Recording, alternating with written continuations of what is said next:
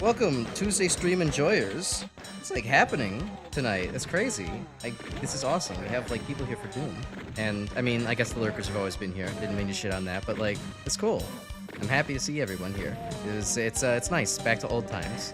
And just like old times, Grim is in chat, right? I mean, technically I am in chat, but I also... Oh, holy shit, he's here with me. It's not like old times at all. Oh, God. I'm terrible at these fucking opening bits. I should go back to planning them like I did with Mag Mammal. I mean, the nice thing to is actually having Chris here in chat, considering he's the other resident Doom expert. True. So let's see. Asked about your exams. Not confident with it, but still know what you're going to be getting into. Philosophy's always do one's best on exams. Yeah, true. You know, you gotta... I mean, grades are very important. Just, I mean... Well, one, so you can continue taking classes, and two, so you can actually test if you learn things, you know. I was never one to worry about the exact letters or numbers, but it was like, you know, sometimes it was a reflection of, do I actually know anything from this class, or have I just kind of been, you know, zoning out in the back with drool on my textbook? So, good luck to you, Chris, on your exams. Alright, well, let's get started here. I have been warned slightly that this is maybe where the maps start getting a little bit chain gunner heavy, but I don't know. I'm up for the challenge. Oh, hey, a secret. Oh god, a mancubus. Ooh, a secret. Ah, death. Death, the usual. Ooh, I am actually noticing a little bit of a performance drop with streaming over to you. I don't remember if I'm doing the exact same thing as I was last time. I feel like I might have accidentally streamed something different to you. I think... I don't know. I can't remember last time. I thought the way you had it set up was that you had it streaming 30 FPS to me and 60 FPS for the stream. Yeah, I do have that. I think... Wait a minute, hold on. I think it's because I might be streaming from... Sorry, chat, 1 second. Let me work on this. Technical difficulties! Oh crap, I clicked on the BattleNet icon that I still have in my taskbar for some reason. Okay, stop streaming that to Grim, and then... the OBS virtual camera. Oh, no, BattleNet, stop updating. I don't want to play Call of Duty anymore. Let's see. Virtual camera. Is that correct? Oh, I need to turn the virtual camera on in OBS if that's possible. Oh, well, wait, that was that. That's not quite what I wanted. Stop that. Yeah, so for everyone in chat, sorry, like right now I have a thing to where it's like I try to, you know, share stuff to Grim so that way he can actually watch the stream as I commentate it rather than on like a weird delay. And that takes computer resources. And I have a good gaming laptop, but nothing too crazy. Stream's a bit laggy, you're saying. Okay. I changed things a little bit. Let me know if it still looks kind of laggy on y'all's end, Chris, and I can maybe lower some FPS over on Grim's. But okay, things are looking better now. I think I had to change from actually sharing the application to just sharing the screen. All right, let me reload because I took a hell of a lot of stupid damage for no good reason there. Were you also gonna do streaming to me? Because right now I'm just seeing like a blank thing that you're. Oh, is it not working? Oh wait, there we go. Oh, hold on. Okay, there we go. Okay. Sorry, it got stuck on my end. Gotcha.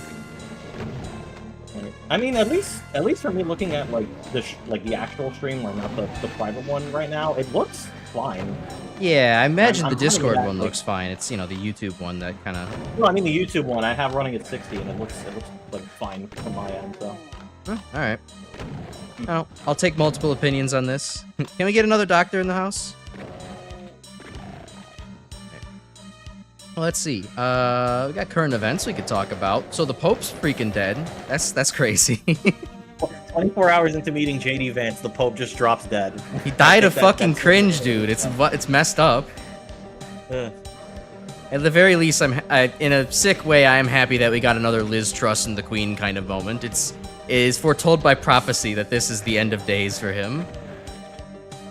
Ugh, God. But you know, it's kind of interesting for me because it's like I've made it. I said on the stream before, like I'm not really a religious person. Not really one for religion in general. But you know, Pope Francis seemed like a pretty good guy as far as popes are concerned, anyways. So it's like he was it's definitely sad. the most chill Pope I think we've had in a while. Right. He had a lot of like actual, you know, rememberings of like, well, you know, it's about the sick and the poor and the helping them, that kind of thing. It's not about, you know, whatever other kind of traditional judgment you could potentially muster up as some kind of lame excuse. So, you know, it's sad to see him go, and just hopefully, I hope that his successor will be carry on his legacy and not kind of return to the old ways. Died because of cringe brain on YouTube. No, he died because he met the fucking vice president of the United States, who was 100% like pure distilled cringe. Yeah, no, he I mean, you know, allegedly, right? Like that's just how the funny meme goes, but it is like JD Vance was the last person that the Pope met within like 7 hours. He then died. So, I mean, yes, the Pope had pre-existing health conditions, but that's not funny, so shut up. You've woken the... Oh yeah, I've woken the Cyber Beast. It's kind of his name. But yeah, so, you know, yeah, Pope dies of cringe. It's very unfortunate. I don't know if you've seen, but I've seen memes of it, like, the fuck, marry, kill type meme, where it's, fuck the couch, marry his wife, and then kill the Pope.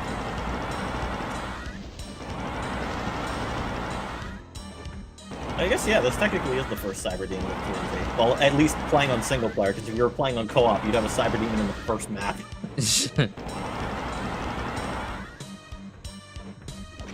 Guy's not dead yet? Come on.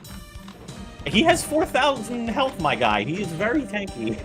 Yeah, I know, but like, I want him dead. Also, if you were shooting him with mainly rockets, he doesn't take the splash damage, so that's another factor. I was shooting him with mostly the plasma gun. What are you talking about? Anyway. Is plasma rockets? Science is still not giving us the answer. No, it is not. It is not rockets. Also, you like the little bit of environmental storytelling of the dead Doomarine with the chainsaw who's going to cut a tree before he was killed by demons? I do like that little bit of environmental storytelling. It's very good. I wish that we could have seen some scratch marks on the tree. They should have made a unique tree JPEG just for that moment. Well, if they were making the maps now, they probably would. Oh, sure. You know, back in the 90s, though, they didn't have the extra, like, 4 kilobytes of space to actually put in a unique JPEG for that kind of thing.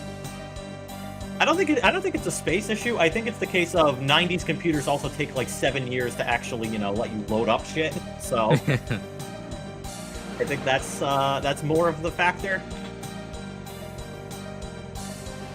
Yeah. Meanwhile, now all you have to do is just like, okay, find tree.jpg and then just replace it with whatever other image and just put it into the wad and you're all good to go.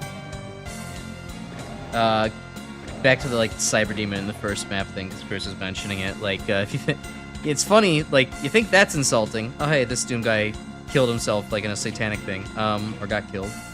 If you think the fucking Cyber Demon in map 1 of this is funny, I think the Cyber Demon in Doom but something is slightly wrong in fucking an original Doom episode 1 recreation is even more fucked up. I can't believe they would do that to somebody. I mean, you only have that's shotgun. one thing. That's one thing, but I also saw the Doom trying to be recreated from memory and then seeing like all of the cacodemons that show up in episode 1. It's like, okay, this is immediately cursed. Yeah.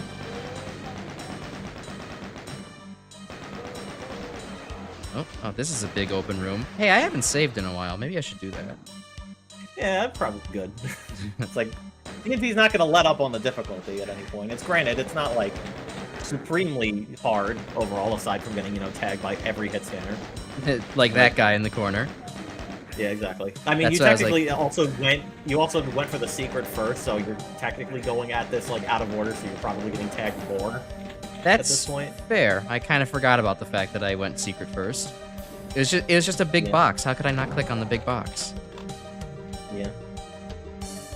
It's I think like the entire like first section of this map is like completely front loaded with a bunch of secrets. The big box called out to me, much like that one cracked wall in Fun Bags called out to me. And everybody else.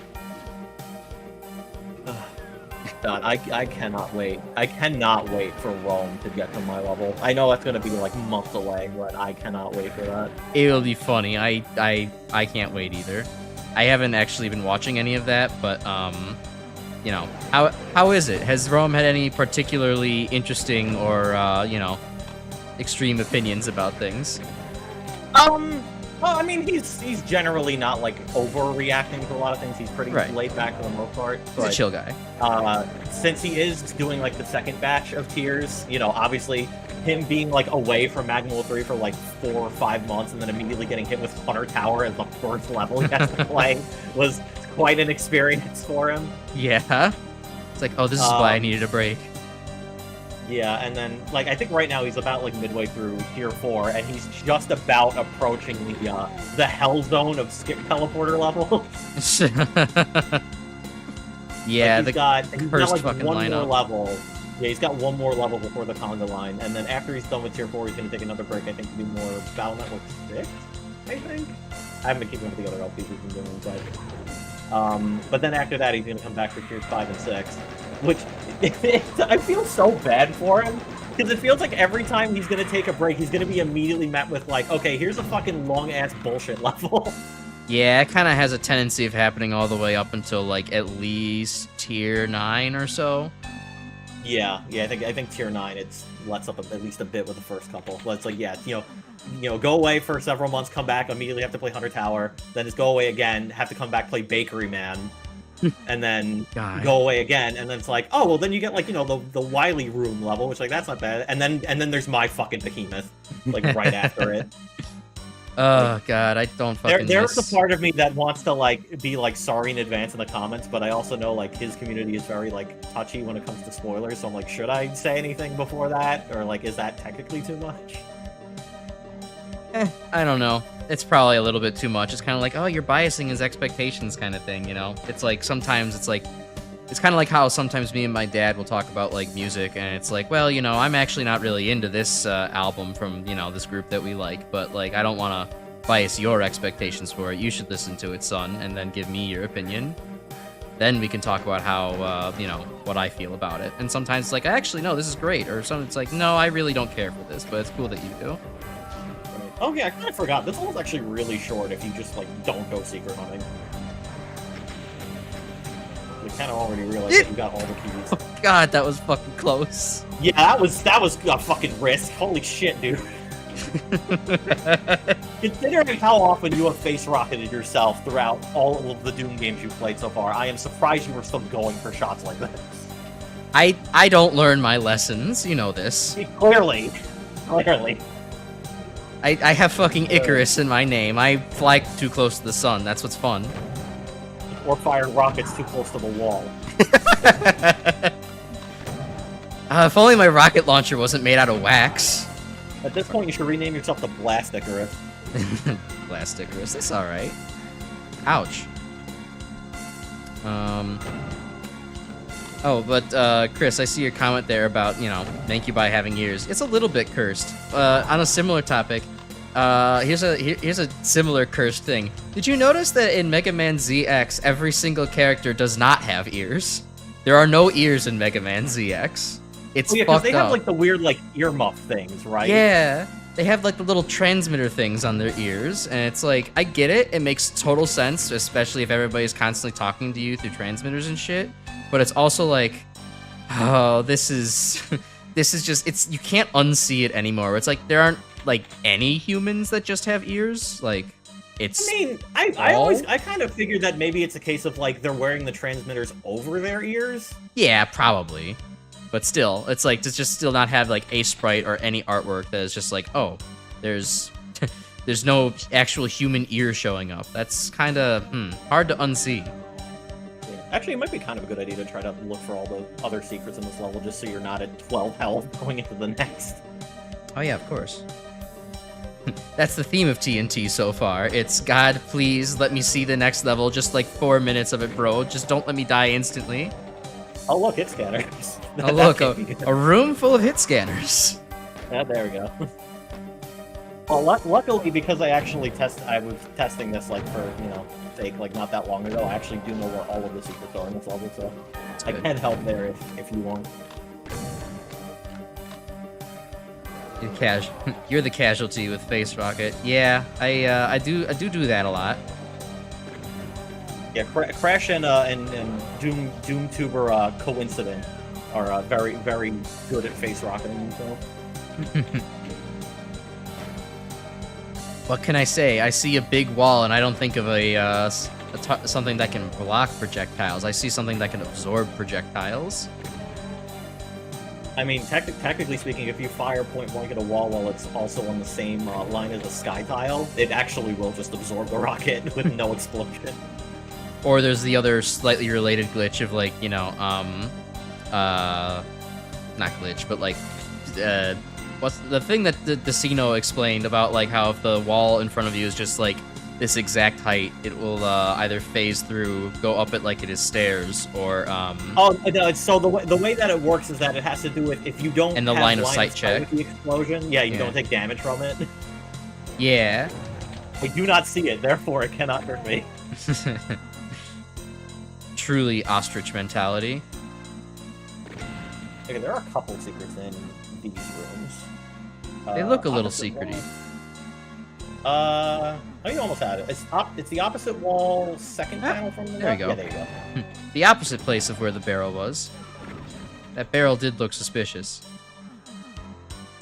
It's very cursed. You guys thought the ear transmitters are also their ears. Yeah, It's probably in the case of, like, when you have the humans in ZX, I would imagine that the transmitters are probably over their ears, and if you have the Reploids, it's probably just in place of their ears. Yeah. Well, considering how, like, similar everyone tends to look in ZX, because it's, like, one step away from Legends, where, like, everyone's, like, a carbon. So right. It's basically, like, the machine-human hybrids at that point. Honestly, I don't find that cursed, but you showcasing, like, the foot model yesterday, and me fucking looking at Gray's feet, the fucking official art for it, was just like, okay, I can't sleep now, because what the fuck are those? Yeah, Gray is really having a what are those kind of moment. They are interesting shoes. I'll give them that. Like, that wall with the two barrels in front of it, you can open. It does have a secret in there. In the starting room. Ah. Wow, it wouldn't even show up on the line. I mean, you'd have to actually look at the wall Well, thoroughly. you can tell Makes because sense. the texture's slightly offset. That's generally the like main thing a lot of Doom mappers will do is like, oh, if you want to hide a secret, just make the texture look like slightly misaligned. Yeah, it gets the classic like 90s cartoon mindset of like if you're going to have an object that's going to move, make it look like slightly different. Man, like, make it not look lighting. like it's painted. Oh, that wall with the flashing computer panels also has a secret in it. One of the animated ones. Oh, weird. I guess didn't register my E key. I've been in the whole time, so. Alright, cool.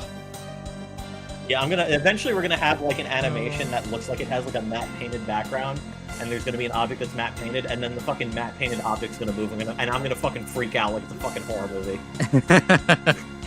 It's like they gotcha. As someone who's fucking majored in animation would be like, that is extremely cursed to me.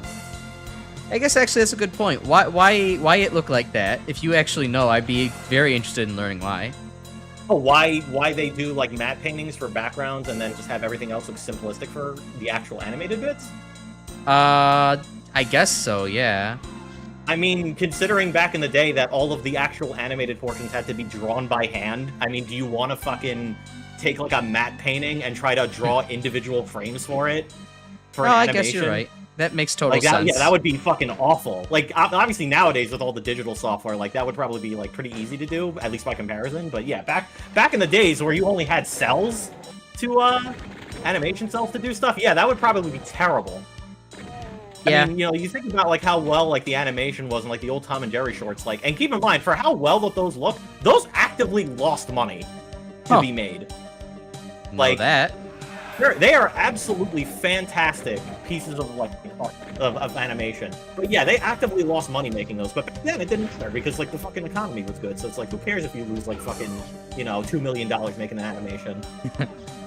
And the thing is, it's like those were just being played as like preamble shorts before like big movies back in the day. So you'd be like, yeah, I'm gonna watch my fucking Tom and Jerry short right before I have to watch Casablanca. Like. That was like the like what Pixar did with their like shorts before watching the feature film. Except like, you have the jarring aspect of a cat trying to murder a cartoon mouse right before you have to watch a fucking like, domestic dispute black and white movie or some shit. What was the unrelated? What was the button to like make the map free scrolling again? I forgot. God, was it spacebar? Base? No, because that's interact. Damn it. It's not that important. I'm trying to think. I know where the last secret is. It's so that room that had like the elevator in it, with all the chain limiters on the legends. One of the silver walls you can open up, and it has a health pack and shells in it. Okay. So I got that one. And back here. They teach you the misaligned texture, yeah, since the first episode of Doom, I remember that. And, I mean, that's just a good classic way of doing it, too, right? Like, it makes total sense. It's like, oh, yeah, if it looks suspicious, you should press E on it now. What the fuck? Where the hell did you come from? He's just hanging out. He's wandering. in his lane, John Romero's, moisturizing in the toxic pits. Yeah, it's good for their skin. Get that nice clean brown. Yeah, no, John Romero's design philosophy isn't like a bad like starting point. Like at least if you want to try to learn how to do your own Doom mapping, at least that's like what I tried to kind of get a good handle on too, because I think it just kind of ingrains a bunch of lessons to sort of like keep in mind for other stuff, like making sure that like your textures aren't like completely all over the place. Like you have like separators, so that way like if if you're separating rooms, it's all not just one texture or whatever. Yeah, I'm sorry. You said which room again? This one or a different one? So you go through from this room, the door that isn't marked with like a key separator, yeah, to the west. That one that has the elevator in it. Okay, the starter room. And then there's the silver wall on the floor that the elevator leads you to. You can open it up and it has a health pack and shell in it. Yeah, it's the far one, the middle. The blue one. Oh. Yeah, there you go. Yeah, this is. I'm guessing. Yeah. very I interesting can't to have necessarily small help with secrets. all of the other. I can't necessarily help with all the other secret areas for the later maps just because it's been a bit. But That's fine. I'll help where I can. I mean, at the very least, I have to tell you where the secret exit is in map 15 because I don't think most people are gonna find that without at least a little bit of help. True. All right. Well, let me wander for a little while to try to find it, and of course, if I can't find it, then then I'll ask for help. Oh yeah, I mean that's fine. I mean, if you can find it without help, I'll be impressed. But I guess we'll see. I've been known to do weird shit from time to time, so sometimes I can impress people. I mean, you remember me, right? I found all the weird secrets in Magma Ammo 3 by just holding down at the right time. Bro. And then there was also all the other secrets that you couldn't find because you were overthinking the shit out of them. Yeah. I think the one I was most frustrated and took me the longest to find was just the extra energy element in Patchy's stage. Like, I should have seen the door, like the Kirby door, much easier. Honestly, I feel like I wanna deride you for that, but at the same time, I also had issues with that, and I feel like Patchy just seems to have this running theme of if they hide as an extra collectible, it's just really difficult to find for some fucking reason. Yeah. And that's the second time that's happened.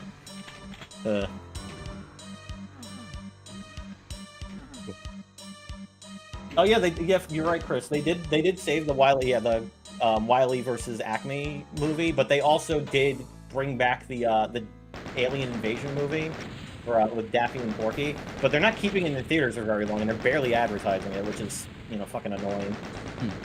Ugh. I'm out of the loop. What's this Wile E. Coyote movie? Well, basically, essentially, this is more or less something that like I've been keeping up with because it has to do with a lot of the whole companies taking down shit from streaming service and it's basically becoming lost media because there's no way to preserve it. There was a project that a lot of people worked on for a while that was just called Wile E. Coyote versus Acme. That was like this really nice return to form animated series for the character because basically the last time that they think they got a proper animated debut was like the Looney Tunes show, and that was like 2014, I think. But yeah, it basically became lost media after WB basically did their whole discovery gutting. But yeah, they were able to bring it back. But then there was also another feature-length movie that also got cut, but is being shown in theaters right now. But they're barely advertising the thing, so barely anyone even knows about it. That's a shame. And I think I would love to see it, but I don't think any of the theaters near me are airing it, which sucks.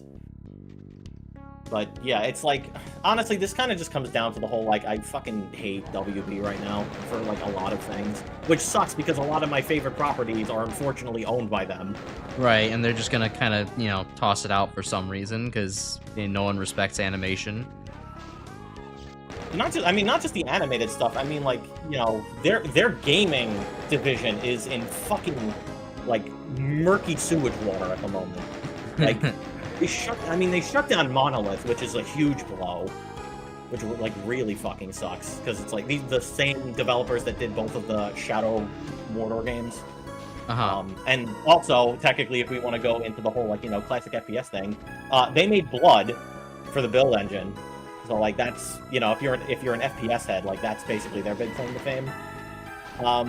But yeah, no, they shut down Monolith, which fucking sucks. And then it's obviously there's all the bullshit revolving around multiverse is not getting any more support, which also sucks. And any of the other stuff related around their fighting game stuff, and it's just awful. And it's just really tragic because I have so many different properties that that are owned by them.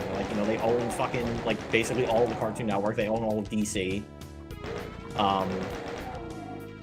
And yeah, it just sucks right now, and I just feel like for any of the potential misgivings that people might have about Disney, and the thing is, I tend to agree with a lot of the way that Disney's sort of handling their output right now.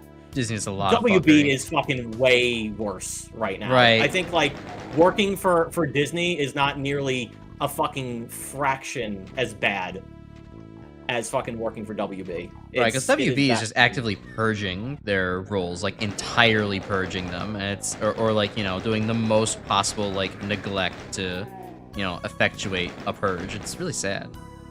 Yeah, it sucks. It sucks so bad.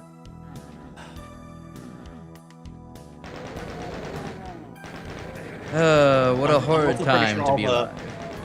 Yeah, I'm pretty sure also all the WB gutting is also the reason why I can't fucking watch all of Venture Brothers on a fucking streaming service too, which is annoying as shit. Ah. Yeah, that does kind of suck. Be nice to be able to actually get Venture Brothers in one simple, easy place. And that is not uploaded in weird mirror vision, reverse, or zoomed in footage on like Vimeo or whatever. Or trying to, you know, find a torrent of it that doesn't take you to a site that will give you fucking 87 viruses. Right. Yeah. You know, companies complain so much about people pirating their stuff, and yet they constantly encourage people to pirate their stuff because of how awful their fucking business practices are. I mean, if you want to fucking take any good example of that, look at fucking Nintendo right now. My God. Why would we ever be pro-consumer, says the company, and worried about why their stuff is being pirated constantly? It's like, why are you pirating your stuff? Just pay $120 for every single video game in it. What do you mean you don't have a disposable income? Back in my day, I could find $120 just simply on the street. Or by letting an old man look at me while I mow the lawn for an extraordinary amount of time. That wasn't a strange thing at all. Man, that AAA video game crash is looking more and more enticing if it does actually happen. If the video game market crashes, I might finally be able to afford a Switch too. Somebody wore a Wile E. Coyote costume holding a sign saying "Release me" in front of WBHQ. That's pretty good. That's a good form of protest. Yeah, that is fantastic. I agree. That gets the base seal of approval. Oh, hi, Spectre.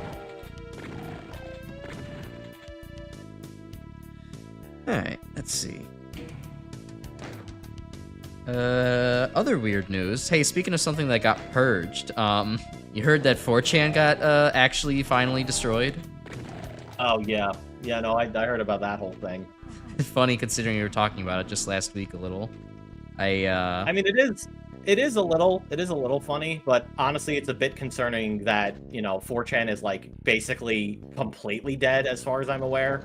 And it was done by people who were even more radical right, which basically means that all of the people that use 4chan as their safe space are now going to start migrating everywhere else. Yeah. Which is not a good sign. I mean, it's... They're gonna go on Twitter. I mean, the joke I've seen Twitter users post is like, you know, whenever somebody's, you know, extreme site gets taken down, they migrate to the closest one. What's the closest one, Mansley? And it's Twitter. Yeah, on one hand, this is gonna suck. On another hand, I'm kind of... One, Twitter is already a fucking cesspool that it was essentially 4chan anyways, so, like, nothing's gonna change in that respect. And two... Articles, what could be worse than a giant cesspit? I know, two giant cesspits! Yeah! Just merged into one giant cesspit. But at the same time, it's like, you know what? It's like, I don't know. Don't lie, you're curious to see how far this goes too. That kind of Would you like to know the secret for the Crusher sections? Give me a second. Shoot the opposite wall at the end of the Crusher to unlock secrets. I was about to think about that. Oh, interesting. Might open something somewhere. Yeah, no. Only one of the Crushers has a pathway that you need to go down. Gotcha. Yeah, this is slightly obtuse map design. I don't really care for the progression with how this one kind of sets up, especially because there's a lot of navigating through damaging floors too, which is a bit annoying. It could use, like, you know, maybe a little different texture at the back to kind of indicate that you could shoot it, but it's not all that bad. For some reason, that's what I was thinking before you said something. Oh, hey, now this one stopped. I'm guessing this is the one I actually have to walk down. Yeah, that is the one that takes you to progression. Elon Musk, what's a Twitter? It's the name of your website that you paid for. Yeah, dumbass. No one's gonna call it X. No one is calling it X. The funny thing is, like, I've actually seen a number of government sites right now. They're still calling it Twitter too, which is the funny part. It's like, okay, for a man who tried to buy the government, he can't even get the fucking government he bought to actually, you know, display his stupid ass brand. Look, if Elon's gonna keep dead naming his kid, then we're gonna keep dead naming his website. That's how it works. You're right, Gabriel. The red floor is lava. A Doom guy's just so tough that he, you know, only takes a minor amount of damage from it. Actually, considering that this level is called Steelworks, I believe the red substance is supposed to be molten steel. Makes sense. Even though technically the flat texture is just blood slime, but yeah. I buy it. Yeah. You know, it's like theater. It's like world building.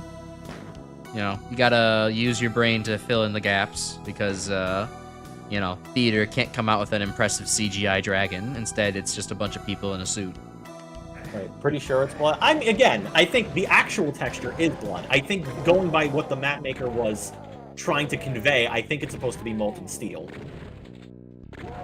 You know, because TNT tries to be a little bit more like, you know, hey, imagine that this is like a real place type thing, more so than the original Doom stuff was. Right. You know, it takes the Mega Man philosophy of, remember, these robots are rampaging through the middle of the city, but you are, in fact, going to a jungle and a toy factory and, you know, some kind of polar outskirts. Yeah. Yeah, we haven't gone full Doom cute yet, but, you know, we will eventually reach that point. I mean, hey, if anyone wants to submit, like, you know, Doom cute heavy stuff for the first community night, I mean, feel free to. I can think of a couple of good ones that might actually be kind of good difficulty-wise, too.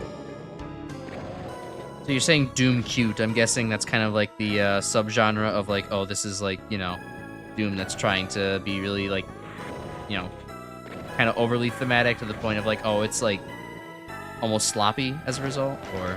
No, the term Doom cute is in a way that you're using, like, sectors and floor tiles in a way to sort of recreate, like, an actual, like, real-life area. Like, yeah, like what Chris is saying, trying to imitate a real-life structure. So it'd be like, Doom cute would be like, you know, trying to recreate, say, like, parts of my house to be like, oh, here's where my couch is, here's a TV. Because generally speaking, for, you know, original classic Doom stuff, they never really did that. It's more just like, you're building these levels for the sake of level design, but not really to have them be like actual, like, you know, physical areas that feels like someone could actually live in. Right. Like that, you know. You know, that's actually probably the reason why Duke Nukem 3D was such a big deal when it came out, because that one had a lot more of like, oh, here's like actually trying to convey, like, you know, actual, you know, environments for you to explore. It's like, here's a strip club, here's an adult, you know, video store, here's an armory. Makes sense. That would be kind of a selling point, honestly. If no one had done it before, to actually make you feel like you're in a place. Yeah, like a proper place instead of just like here's an abstract looking building. Oh yeah, Chris is absolutely right. There is no shortage of people trying to recreate their own houses back in like the '94 WAD stuff. There's like, yeah, it's like you think about like, you know, obviously the myhouse.wad that everyone knows about, but the reason why, like, from, you know, it's from like a Doom community thing, it being such a big deal is because like that's what everyone was doing back in the day. So here's one that's essentially doing the same thing, except there's something more sinister afoot. Yeah, I think that's I mean, that makes sense too, why a lot of people would just end up gravitating towards making their own house back in the day. It's like, well, if you're going to start you know, being a Doom map artist, like, you might as well start with a easy reference point. What's something that most people have? Yeah, some kind of abode that they reside in. Yeah, easy. It's like, you know, also good for visual reference because you could just look at everything that's all around you. Because it's not like you were going to be, you know, loading up Google back in '94. No, that shit would take far too much internet bandwidth. Yeah, it probably takes you like a good, like, you know, 48 hours to load up like a 2 kilobyte image if you're lucky. But yeah, it was a very common thing to do back then. So, like, you know, myhouse.wad, like, being the thing that it was, you know, when it released, and like obviously, you know, all the big, you know, YouTubers making like a big deal about it. For like people who are actually like, you know, very ingrained within the Doom community, it's like, it's a lot bigger of a deal because you start to understand like all the little, like, you know, smaller intricacies that you would only know because you've been a part of the Doom community for so long.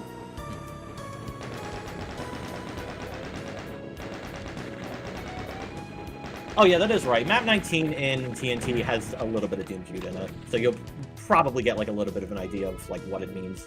Wait. I don't necessarily think we're going to get to it tonight, but yeah, you know, that will be considered. One of these days. Okay, so that was the starting room. That's where the spider demon was, and now I have the red key, so I can actually go out and unlock things there. Yep. And... Now you have to backtrack through the whole level to go back to the beginning to hit the exit switch. Well, I mean, I could. Oh, I was no, thinking. You can't. Blocking line depth. Damn it! Nice try. That would have been good level design. I would have been like, wow, they actually went and like made it so that way the level is like completely linear and loops back around in a really satisfying manner. Nope.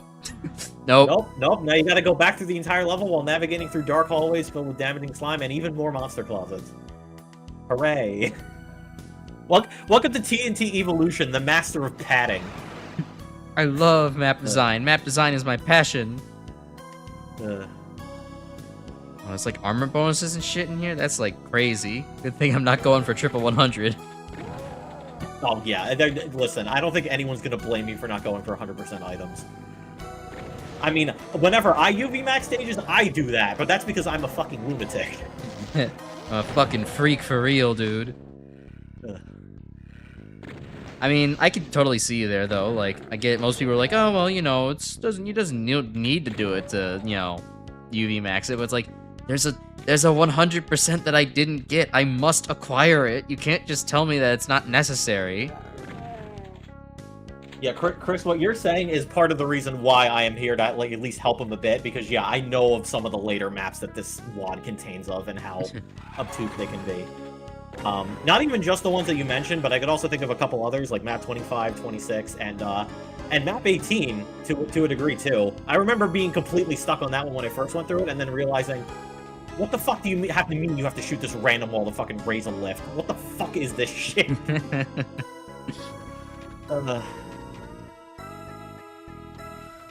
But yeah, that is expressly why I am here to help with TNT with co-op. I mean, originally it was supposed to be me like actually being a part of this, like with gameplay.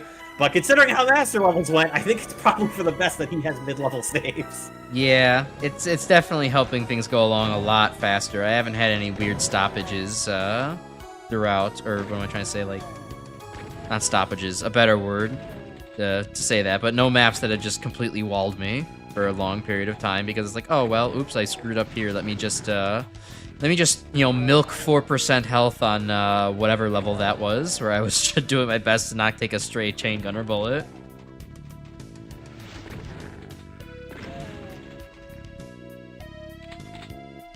You know, and Doom, the original Doom stuff was meant to be single player anyways. It's balanced with that in mind.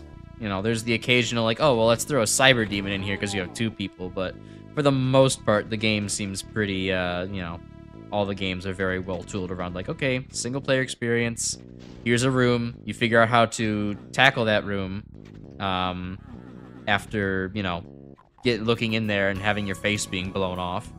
And then, once you do that, it's like, oh, wow, perfect. Figured it out. You solved my puzzle. Thank you for your contribution. I'd have to imagine that's probably what they said to the guy who made map 22. Yeah, well, you'll know when you get to that one. Trust me on that. Yeah, I had no idea Drake O'Brien passed away recently. That's unfortunate. Oh. Oh, well. That sucks. Yeah. Yeah, he's the guy who probably made, like, the biggest maps in this WOD. Yeah. Yeah, it's always sad. You know, it's like, as the community ages, right? It's like, you know, it's already a pretty old game and old community, so you're gonna see shit like that happen more and more. I would not be surprised if a potential tribute WOD does happen within the near future for that. Because totally. I do know that does happen every now and then. Because I know when Ty Halloran passed away, they made a tribute WOD for him. Targeting. Oh, barrel. There you go. Oop. Oh yeah, Chris, you're absolutely right. You can complete map 22 super fast if you know what you're doing. I remember trying to speedrun parts of TNT, and I was like, what the fuck do you mean you can complete this map in like 20 seconds? I mean, and yet Wormhole is even worse because you can complete that one in like 8 if you know what you're doing. Yeah. Speed, you just kind of rush off to the right, and that's all it took. Yeah. Let's see. All right. I haven't made my way up to one of these. Surely there's some kind of secret I haven't bothered looking for. There is, but it's probably not worth it. Because I think it's just a plasma gun and a backpack, which you technically have both of right now. Yeah, I could use some cells though. Ow. Oh right, yeah, right. I remember. The middle hallway triggers the lift to lower, so you have to kind of rush for it. Ooh, he's infighting. Let him at it. He's probably infighting with his own lost souls because that happens all the fucking time. Sometimes the mother does have to, you know, bring their kids back into line. Abuse their own child? Ugh. That's one way to look at it, but alright. I don't know about that. They're not dying, they're just being put in timeout. It's all a metaphor, you see. It's alright, I could just make 17 more of them. They're a little bit disposable. But 17 more years, I could always make another lost soul. Yeah, well, they're not invincible, so it doesn't quite work out for them.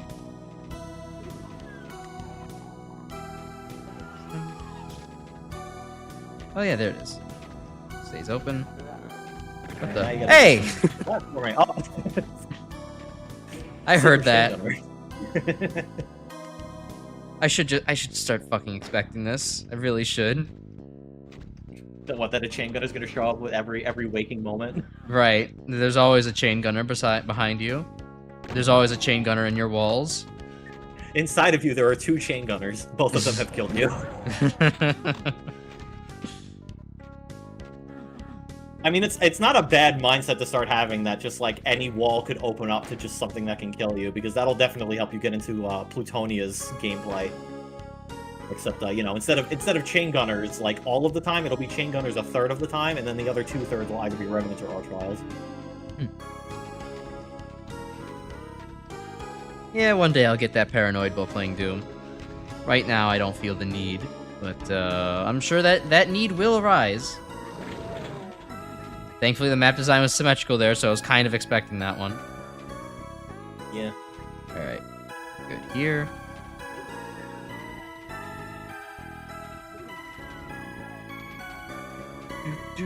Also very chill music. Yeah, it's nice. The only spot. It's the only spot that sound goes up. You could easily have this as some ice level music too. Yeah, probably could. I wonder if anyone's ever made an ice map that's probably reused this. It'd be great as God, I'm thinking now of Doom, but with ice physics. That would really throw things off, given how fast you can actually move in this fucking game. I mean, if there's ever a point where you start playing Ev Eternity, that will factor in at some point. All right. 3 out of 4, blah, blah, blah. Oh, 3 out of 4 ain't bad. Oh no, there's one guy missing. I guess he'll live. Yeah. It's kind of creepy music. I do like that. A good kind of creepy, weird ambiance is always appreciated. Probably use it for like a frozen, like haunted house type map. I think that'd be like perfect for it. You could probably use it for the Frozen 3 soundtrack. What are we searching on your desktop? No.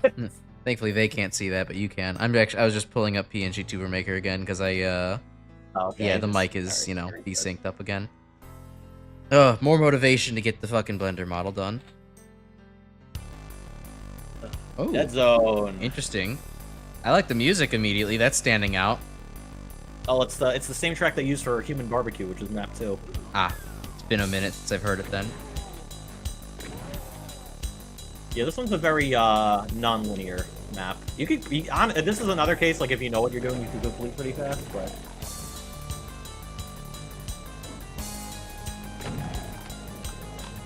alright. Oh yeah, also, the other thing I should also note about this map is that technically this is the first official Doom map, if we don't count Mephisto, that has a point where you can't technically get 100% kills in it. Oh. Is it someone spawned outside the map and that's kind of ruined things?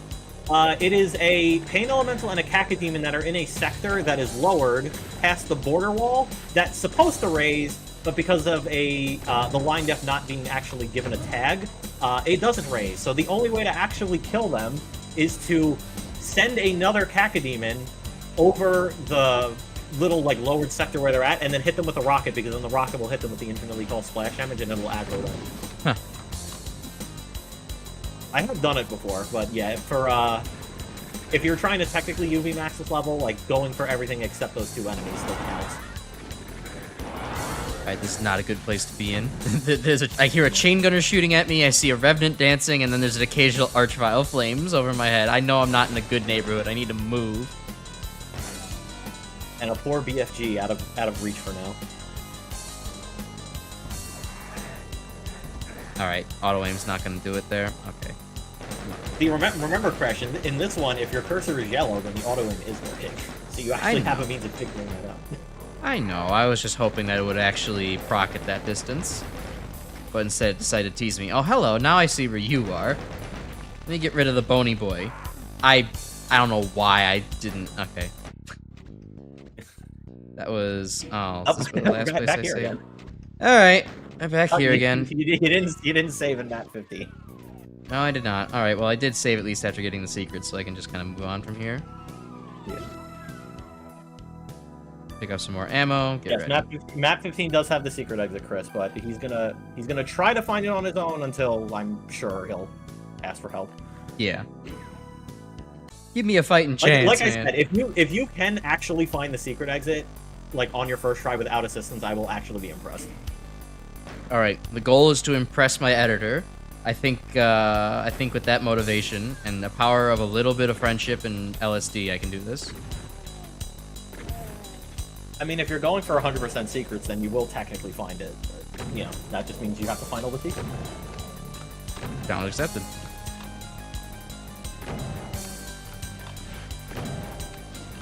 This is a map I'm very well acquainted with because back when I was doing the technically I'm still doing it. I just had to break because I'm dealing with a lot of other shit. Was the TNT Tribute mod. Map 2 was going to be like a revision version of this, but like kind of done in a way where it has like a little bit more like non-linear progression. Mm-hmm. My God, that map took me forever to finally finish, and then I came to the realization that I don't like it. I'm not going to use it.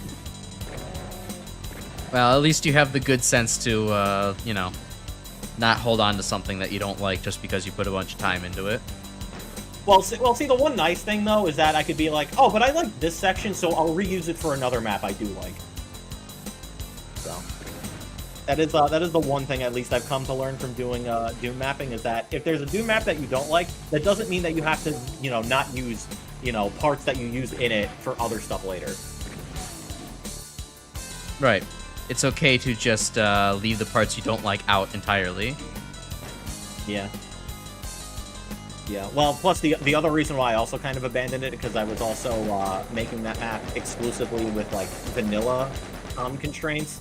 And then I kind of realized that I wanted to do more stuff that allows for boom, but I don't want to have to redo, like, the entire level progression thing with, like, all the new boom features. So I was just like, I'm going to make a new map 2 instead. And while that one is nowhere close to being finished, I am a lot happier, at least, with how it's set up. And actually, funnily enough, the entry room for the new map 2 is actually a version of the old map 2, except the lift that originally took you up to the old map 2 now has a giant, like, police tag saying that it's, like, off limits. It's like, off limits, please like go elsewhere. Don't get stuck in this. Yeah, so it's like having a little reference to what could have been for my own sake. You can make a secret where it's just the original map again, and it's like in order to access it, you have to press a random button somewhere, and then you know, the sign just moves on and says, "Or do I'm a sign, not a cop." I mean, I'm no stranger to doing obtuse secrets, but the difference is that if I hide a secret that is really obtuse, I technically don't mark it as a secret, so that way it's not required for UV maxing. Yeah, it'd be kind of a dick move to do something like that. Yeah. Yeah, like, one of the maps that I would like to get you to play through, but if I do submit for first community night, I'm going to save it for later because it is definitely a wait till you finish Plutonia type deal. But there is a very obtuse secret in that map that's like, yeah, there's no fucking way in hell someone's gonna like find this without being told. So that one I didn't mark, and it just takes you a little Easter egg room that also hosts the only BFG in the level. So that way, if you actually are clever enough to find it, it makes at least part of the rest of the level a little bit easier. So you don't have to deal with the hordes of archviles that show up later in the level. That's what secrets should do. It should reward a player thoroughly for, you know, putting up with cryptic bullshit, so that way they don't have to deal with, you know, quote-unquote skill check bullshit. As much as, like, 16 archviles in a room is a skill check. Less of a luck check. I'm not opposed to completely, like, map-breaking secrets, but, like, if you're trying to make a map where, like, you want the player to experience the proper challenge that, like, you're intending to, right, maybe don't make the secret completely game-breaking. And in all fairness, to the secret that I included in my level, like, you're generally not gonna know about it, like, one, unless you already know, like, how the hell you'd even get to it in the first place, and two, it's already a good ways through the level, so, like, you're gonna have to deal with some challenging parts regardless. Yeah. I wouldn't call giving just one BFG to be a, you know, a breaking kind of thing, right? Like, it's just like, oh, well, you know, congratulations, you got through the most challenging parts of the map, now you get a good gun, but, like, it's not an instant win button. You still have to kind of, you know, position yourself fairly well and not just stand completely in the, you know, the line of fire. Yeah. It is slightly map breaking, because technically the way that my map is designed is, like, because my level is filled with archviles, what I did was I made it so, like, right at the beginning you get access to both the super shotgun and the plasma gun. But you have to be, like, very limited with how you use your ammo, because that's basically all you're getting for most of the level unless you know where to look for stuff. So, like, no chain gun, no regular shotgun, no rocket launcher unless you really know where to look. So you gotta make sure that you are very intuitive with how you're using your ammo. Which is supposed to add to the stress of it a little bit. Because the map is mainly based off of Halls of the Damned from Doom 1. But it's, like, got a lot of, you know, like, Plutonia elements with all the archviles and stuff, but it's also taking a little bit from... Well, there's actually one section that's essentially just, like, a slimy, grodier version of Underhalls from Doom 2. And, but the main map, I actually took a lot of inspiration for how the combat works for a good portion of the map, is actually from Equinox Map 10. Which is essentially... what if... essentially, it's basically, like, invade an alien mothership, you were given a plasma gun, barely any cells, good luck, there's fucking 50 archviles in the level. Yeah, okay, I kind of expected that to fucking happen. Just maybe not that badly. It's fucking... this is a skeleton right behind me, isn't he? Yeah, he's right behind me, isn't he? Crash, you're gonna want to see this. See this where? No, I was making a joke because you're doing the he's right behind me, isn't he? Oh, so yeah. Like, guys, you're gonna want to see this thing. The whole, you know, horror movie line tropes. Yeah. Yeah. Sorry, I didn't quite pick up on it. Yeah, that's fine. I'm here to explain the joke, as always. I need the joke explained to me sometimes. Am I a fan of Slaughter Wad? Generally. I'm usually not, like, the biggest fan of Slaughter Wad, just because they tend to get, you know, kind of mind-numbing after a while.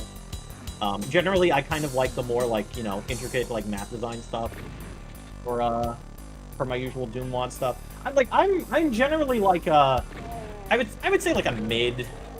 Would there be, like, mid-range difficulty player? Like, I have my limits when it comes to difficulty.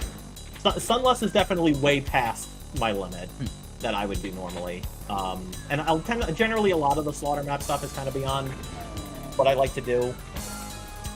Yeah. I mean, I can see where you're coming from, just generally speaking. Like, you want something that's enough to make you have to think and, like, you know, engage a little bit, but you all typically don't want something that's gonna be, like, really pushing your limits, like, you know, just on a casual day when playing a game, you know?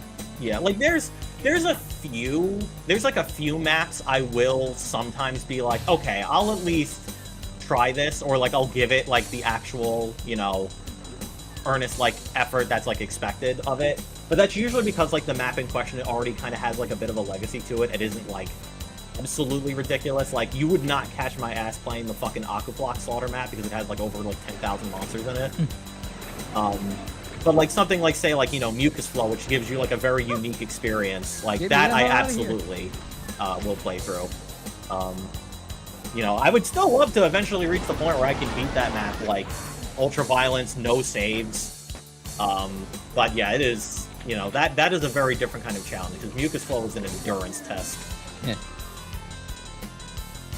But yeah, generally I don't generally like going for a lot of the slaughter wad stuff. I'm like right now I'm mostly just kind of like exploring like a lot of like the older stuff. Like right now a lot of stuff I've been playing recently has been like any of the Innocent Crew stuff. So like both Memento Mori's and Requiem, I've been kind of checking out. And eventually I do want to start like, you know, working towards like getting through all like the community chest stuff at some point. Which unfortunately means I'm gonna have to fucking play map 29 of Community Chest 1, which I am not looking forward to. Is that one particularly infamous? To give you an idea on how rough it is, the UV max speed, or I don't think it's the UV max speed run. I think the regular any percent speed run of that map is like significantly longer than trying to complete all of Doom 2 on Nightmare. Wow. It is an absolute, like, you know, the developer fucking hates you type deal. You know, and it's like, I mean, obviously I'm not gonna, you know, like shit talk the developer specifically because, you know, one, that would just be rude, and two, he's also dead, so that's, you know, kind of bad taste. But a little bit, yeah. It's basically, I saw one comment related to like, may he rest in peace and may his Doom maps rot in hell. Which is like, you know what, that is probably the best way that can be described of his work, because my god, this man probably made some of the most, like, unforgiving, sadistic things I have ever seen when it comes to this game. Dedicated to the craft, gotta respect that, though. Wanting to make just consistent piles of, like, you know, barbed wire you have to run your hands and your mouse through. Yeah, it's like, again, it's not even, like, bad design. It is intricately, meticulously designed torture. So it's like he knew exactly what he was doing. It doesn't mean I have to like it though. But like yeah, that's gonna be an endurance. I haven't played any community shares because of the torture map because how bad the map is. Well, Chris, are you familiar with, you know, the infamy of a map like Mucus Flow? For starters, because to give you an idea, if you're familiar with how rough that map can be, map 29 of Community Chest 1 is essentially, I think, triple as bad as that in terms of like all the shit that you need to deal with, and also there's just like a bunch of inherent cruelty to it. It's basically like you know, honestly, I feel like the best way I could probably describe map 29 of Community Chest 1 is almost like sort of like a progenitor of a I want to be the guy map designed as like a Doom map. It's pretty bad. Looking at a fucking wall the wrong way drops a cyber demon on your head out of a tree, and then, you know, trying to avoid looking at the wall that way results in you looking at a different wall, and now it's like 4 archviles drop down from above. Like the map only gives you all the weapons and ammo at the starting area. It's more like the map tries to go out of its way to basically hide a lot of the useful tools you need behind really difficult fights. I think another map I can maybe also compare it to, if you're familiar with, is City in the Clouds from Hell Revealed 1, where, like, getting the regular shotgun in that map requires you to deal with fucking archviles. What, are you supposed to take it down with the fucking pistol? Yeah, well, you have to, like, rush in and hope to God you don't get body blocked on the way out. It's, yeah, it's something. Except I've actually beaten City in the Clouds. With a multitude of saves, mind you, but I've actually beaten it.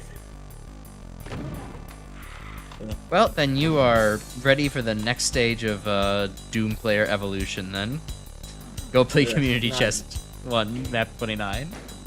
No, I think it'll be some time before I tackle that. I need to deal with lighter difficulty stuff before I extend a bunch of shit to map 29 of Community Chest 1, because... You mean you don't want to frustrate yourself by immediately plunging into the deep end? Well, what is it? The, well, because one of the guys I watch for, like, Doom content is, Mount Pain 27. And, you know, he does, like, a lot of, like, you know, contemporary grading for a bunch of Doom maps, and, like, generally does, like, difficulty grade for a lot of his stuff. I believe, as far as I'm aware, also, I'm actually just now remembering the name of it. So, map 29, Citadel at the Edge of Eternity, I believe is the hardest map he has ever played for the show.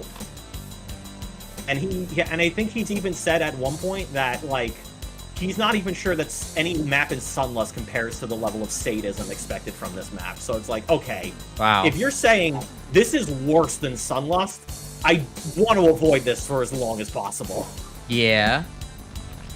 What the? Oh, there's a motherfucker still alive. He hasn't left. That art file's just been there. Yeah, I forgot. I thought there was one that I had killed. Where the hell was that guy so I can go kill him? It's over there? Okay. Yeah. Target acquired. Map 28 of Scythe. Oh, is map 28 of Scythe the one where it's like if you don't complete it really fast, you just die because the voodoo doll gets like crushed? So you just like have like an arbitrary time limit for that stage? Is that the one you're talking about? I haven't played through all of Scythe yet. I think I'm only on like the second third of Scythe, but yeah, I know the later maps in that get really rough. But I mean, I actually thought all of Scythe was supposed to be really hard, but then I kind of realized, like, looking more into it and playing through it, that, like, apparently it's, like, every 10 maps is sort of broken up as, like, an easy, normal, hard type thing. Like, you play through, like, the first 10 maps of Scythe, and it almost feels like baby's first Doom mod, and then you play, like, the second third of Scythe, and it's like, okay, this feels like, you know, your standard, like, TNT Plutonia fare, and then you get to the last third of Scythe, and it's like, okay, anyway, I'm gonna kick you in the balls repeatedly. That being said, I think if you wanted to submit like early Scythe maps for the first community night, I don't think that would be like that bad, just because of the way that game handles its difficulty. Unless you have something else in mind, because you know, Scythe maps are kind of pretty bare bones. If you want to submit something a little bit more complex. I wanted to get in there, go this way, and wrap around here. Okay.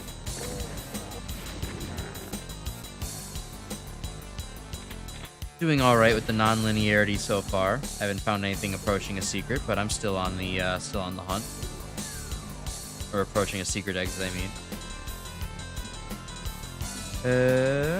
I'll admit you've gotten closer than I was expecting to it.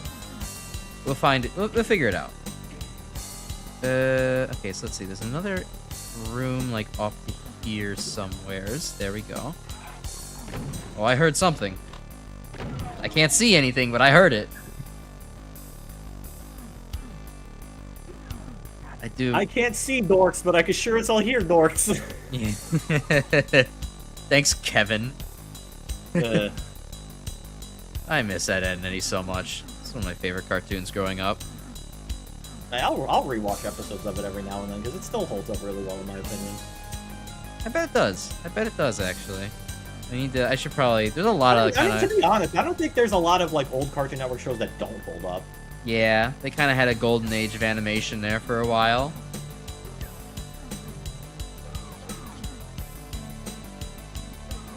Oh, yeah, Fire and Ice, map 30 from Scythe, I definitely know is also being one of the toughest ones, too. I do recall that. Hold on, is there a second door sound that's playing when this closes? There is a second door sound that's playing. That's a bug. So that's a fast door bug? In older versions of Classic Doom, fast doors play the door closing sound effect twice. Ah. Yeah, that is a bug that gets fixed in some of the later revisions from like Boom and ENBYS. I'm gonna go Shatter. Dude, Shatter is like top 5 cartoons for me. Oh Chowder yeah, is great. Chowder is fucking awesome. I love, like, that had some of the best, like, humor and pacing of, like, any Cartoon Network show. They just kind of knew exactly, like, you know, what was enough of, like, a weird joke where it's like, okay, this is just kind of going right under your expectations and then completely blowing them up, like, in its entirety. Is great. Well, it also helps that the guy who made it also did a lot of writing for early SpongeBob and Billy and Mandy. Oh, I didn't know that. Chowder is... Yeah, no, C.H. Greenblatt's kind of like... I think kind of like sort of like an animation legend, at least as far as like the that era goes. Because yeah, he did a lot of early writing for early SpongeBob. I think he was a lead writer for Billy and Mandy. I mean, he voices Fred Burger. You know, fun fact. By the fact that I can recognize his name alone is like definitely a sign that even I, an uncultured swine who doesn't recognize the names of any of the creators of the things that he likes, can recognize that. Oh yeah, that's significant.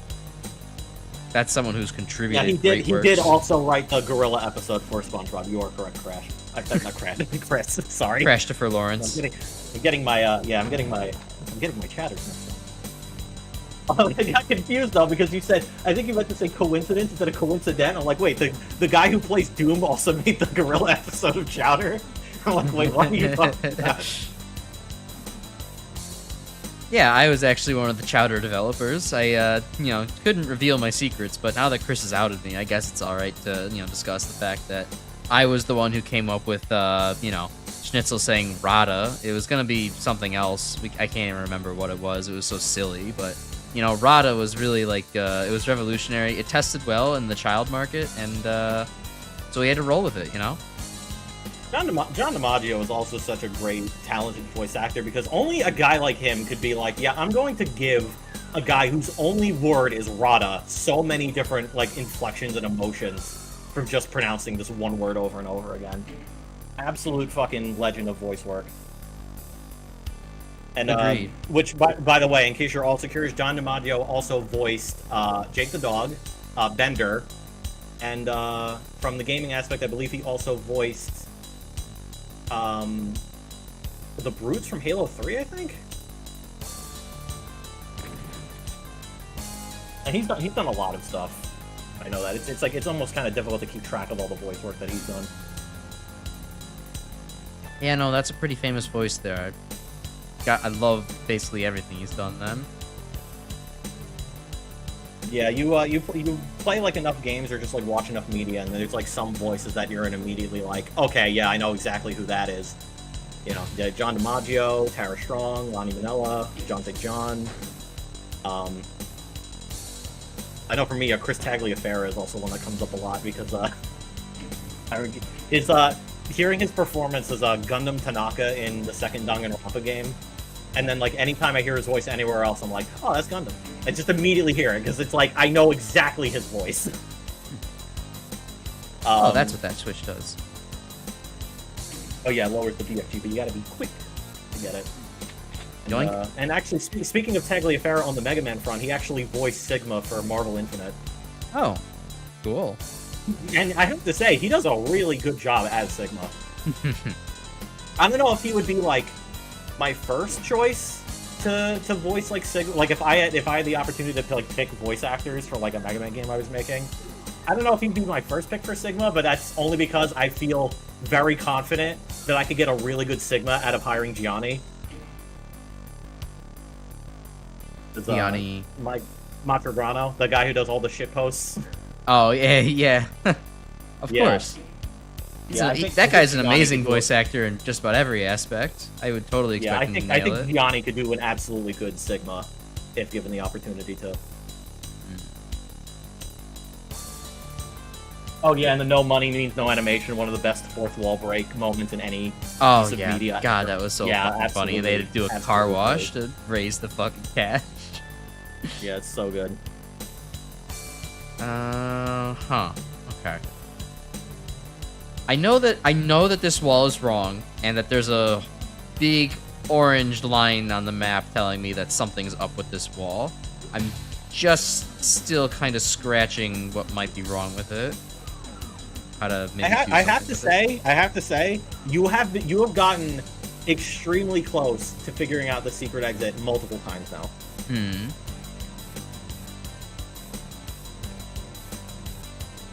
I feel like I'm starting to see, like, there is... Like, all of these are in easily shootable spots. Like, as if you're supposed to tag all of them, and maybe something will result from that. I feel like I probably shot all of them already, though. Huh. Let's see. There's nothing, like, weird about the map over on this side. That's a secret I've already kind of gone and discovered. This is that one line, though. That's the only spot that I haven't found anything in. It's driving me nuts. I know that it's got to be something around there. I also haven't figured out what the fuck this button does, either.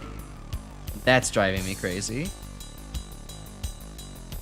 Well, Chris, while it would be really funny if they actually did properly wash, like, just random people's cars and that someone could say that. I'm willing to bet the cars they probably used for their shot were probably members of the set already. Yeah, I mean, that would make the most sense, right? Just because I feel like for something like that, like, just, like, randomly doing that for other people and then filming it might be kind of risky. Yeah. But, yeah. I mean, if they actually did do it, that would be really funny, and then someone actually could come out of the woodwork and be like, yeah, they walked my car for that scene. It looks like I'm carrying Grim in a baby harness. That'd be a good asset to make, though. I should probably just make a simple, like, cube strap, and they can... No, wait, can anyone make can anyone make fan art of Crash that turns him into Kangaskhan and make me the baby? And then just make individual like animation frames, so that way whenever I talk, the baby opens his mouth and vice versa. That would be really funny.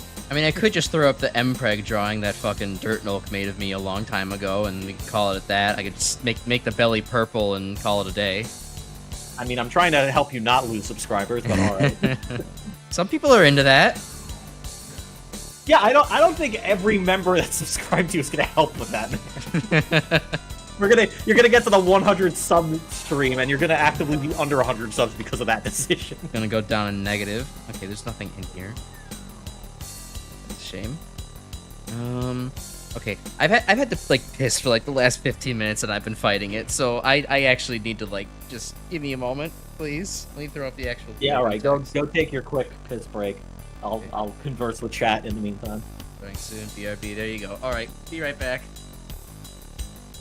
First, the chemistry stream with the MPreg as your avatar.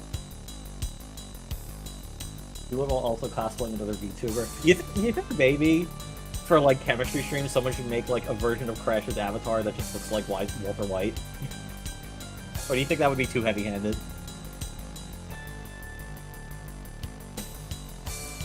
Chat, we need to cook, chat.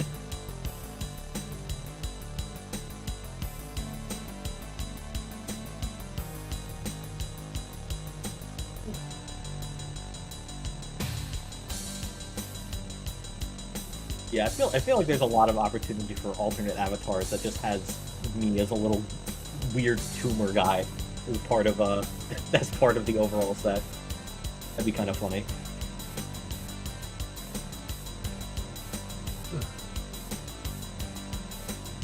Also, D, I don't know if you were here for the earlier parts of the stream, but I saw that thing that you linked in the Dubois submissions. I don't know if we're gonna go with that because I don't know if suggesting a prototype slaughter map might be a good idea for Crash at the moment. Crash cosplays as Jelly Bean? Wait, you mean like the actual food Jelly Bean, or is there like or do you mean like the other PNG tuber Jelly Bean? Because I think I might know what you're talking about.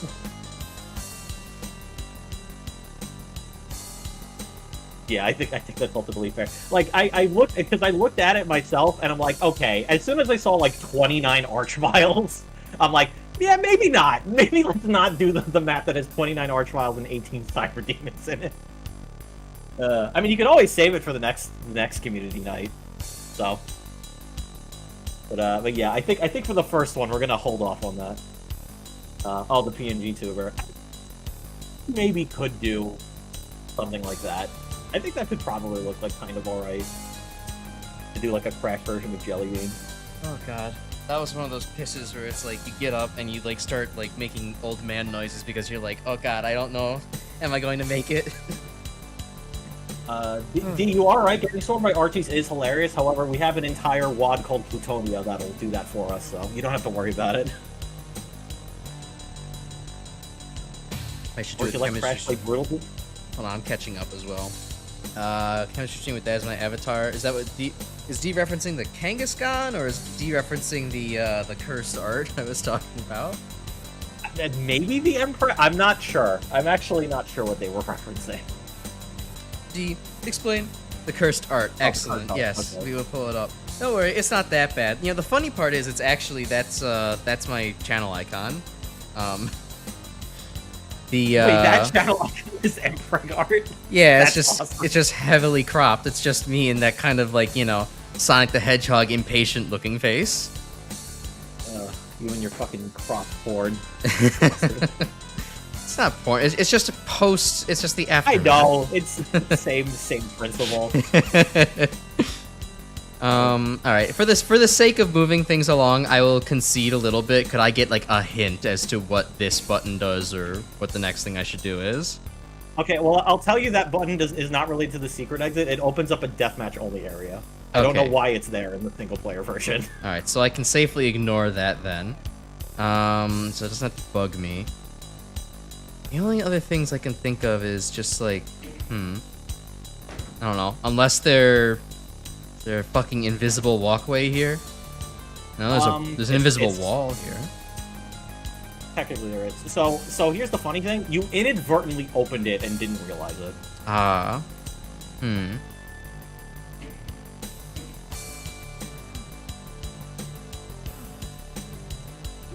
Let me see if I can't just retrace some steps then. I can maybe give you one more hint that isn't like super obtuse, but it will require you have to remember where things were.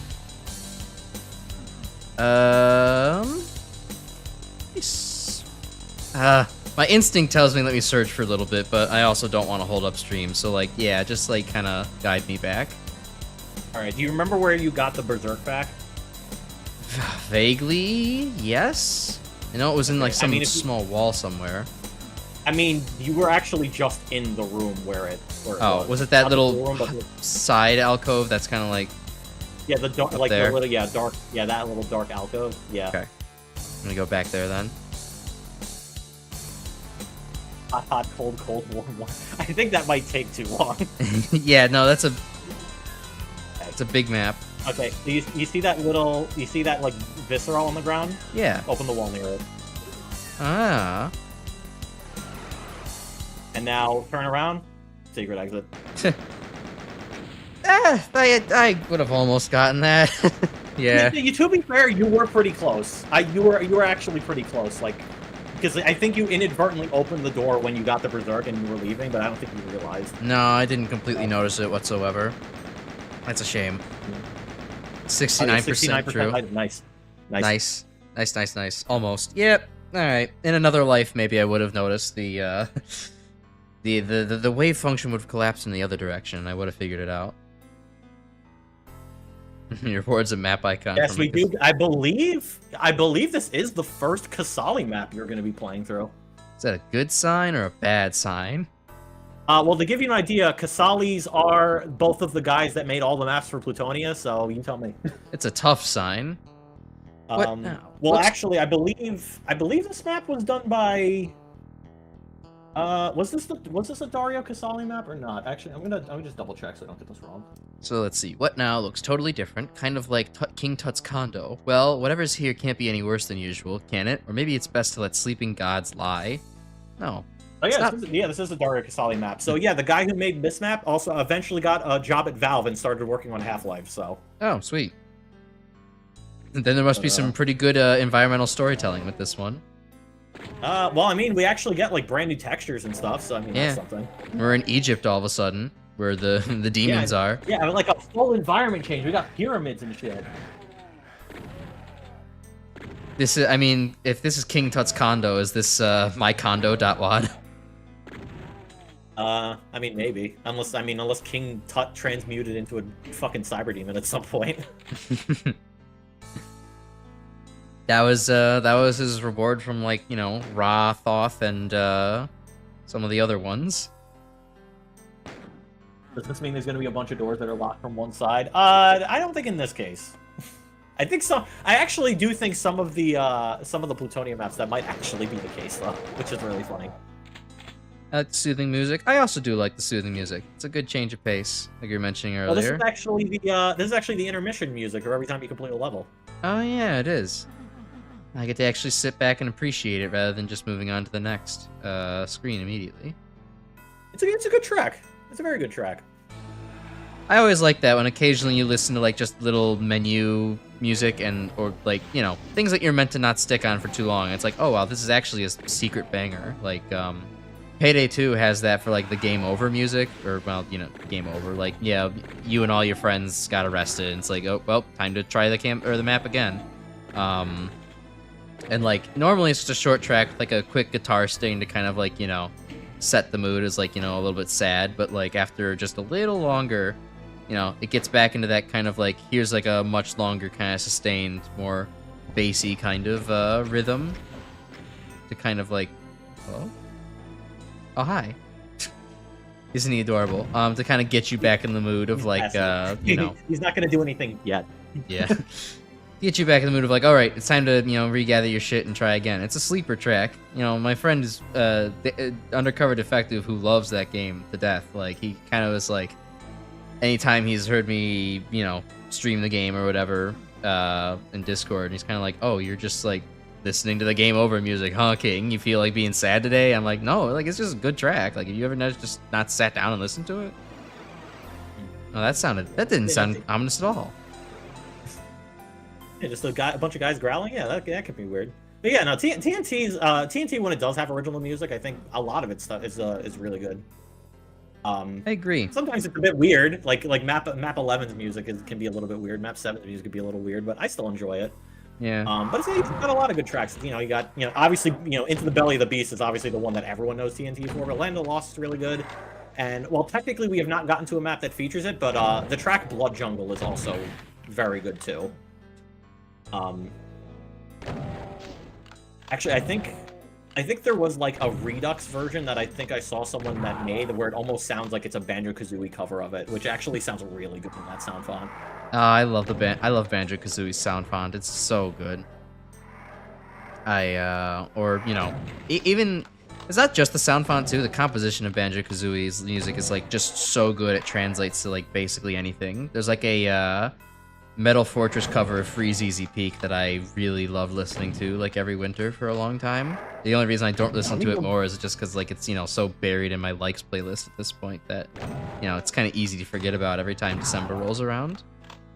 Yeah, I mean Grant Kirkhope's a very talented composer. I mean, you know, I mean Rareware back in the day, it would, you know, you had like the double, you know, super composer, you know, powerhouses of Grant Kirkhope and David Wise. Like, you got so many good tracks coming out of that era.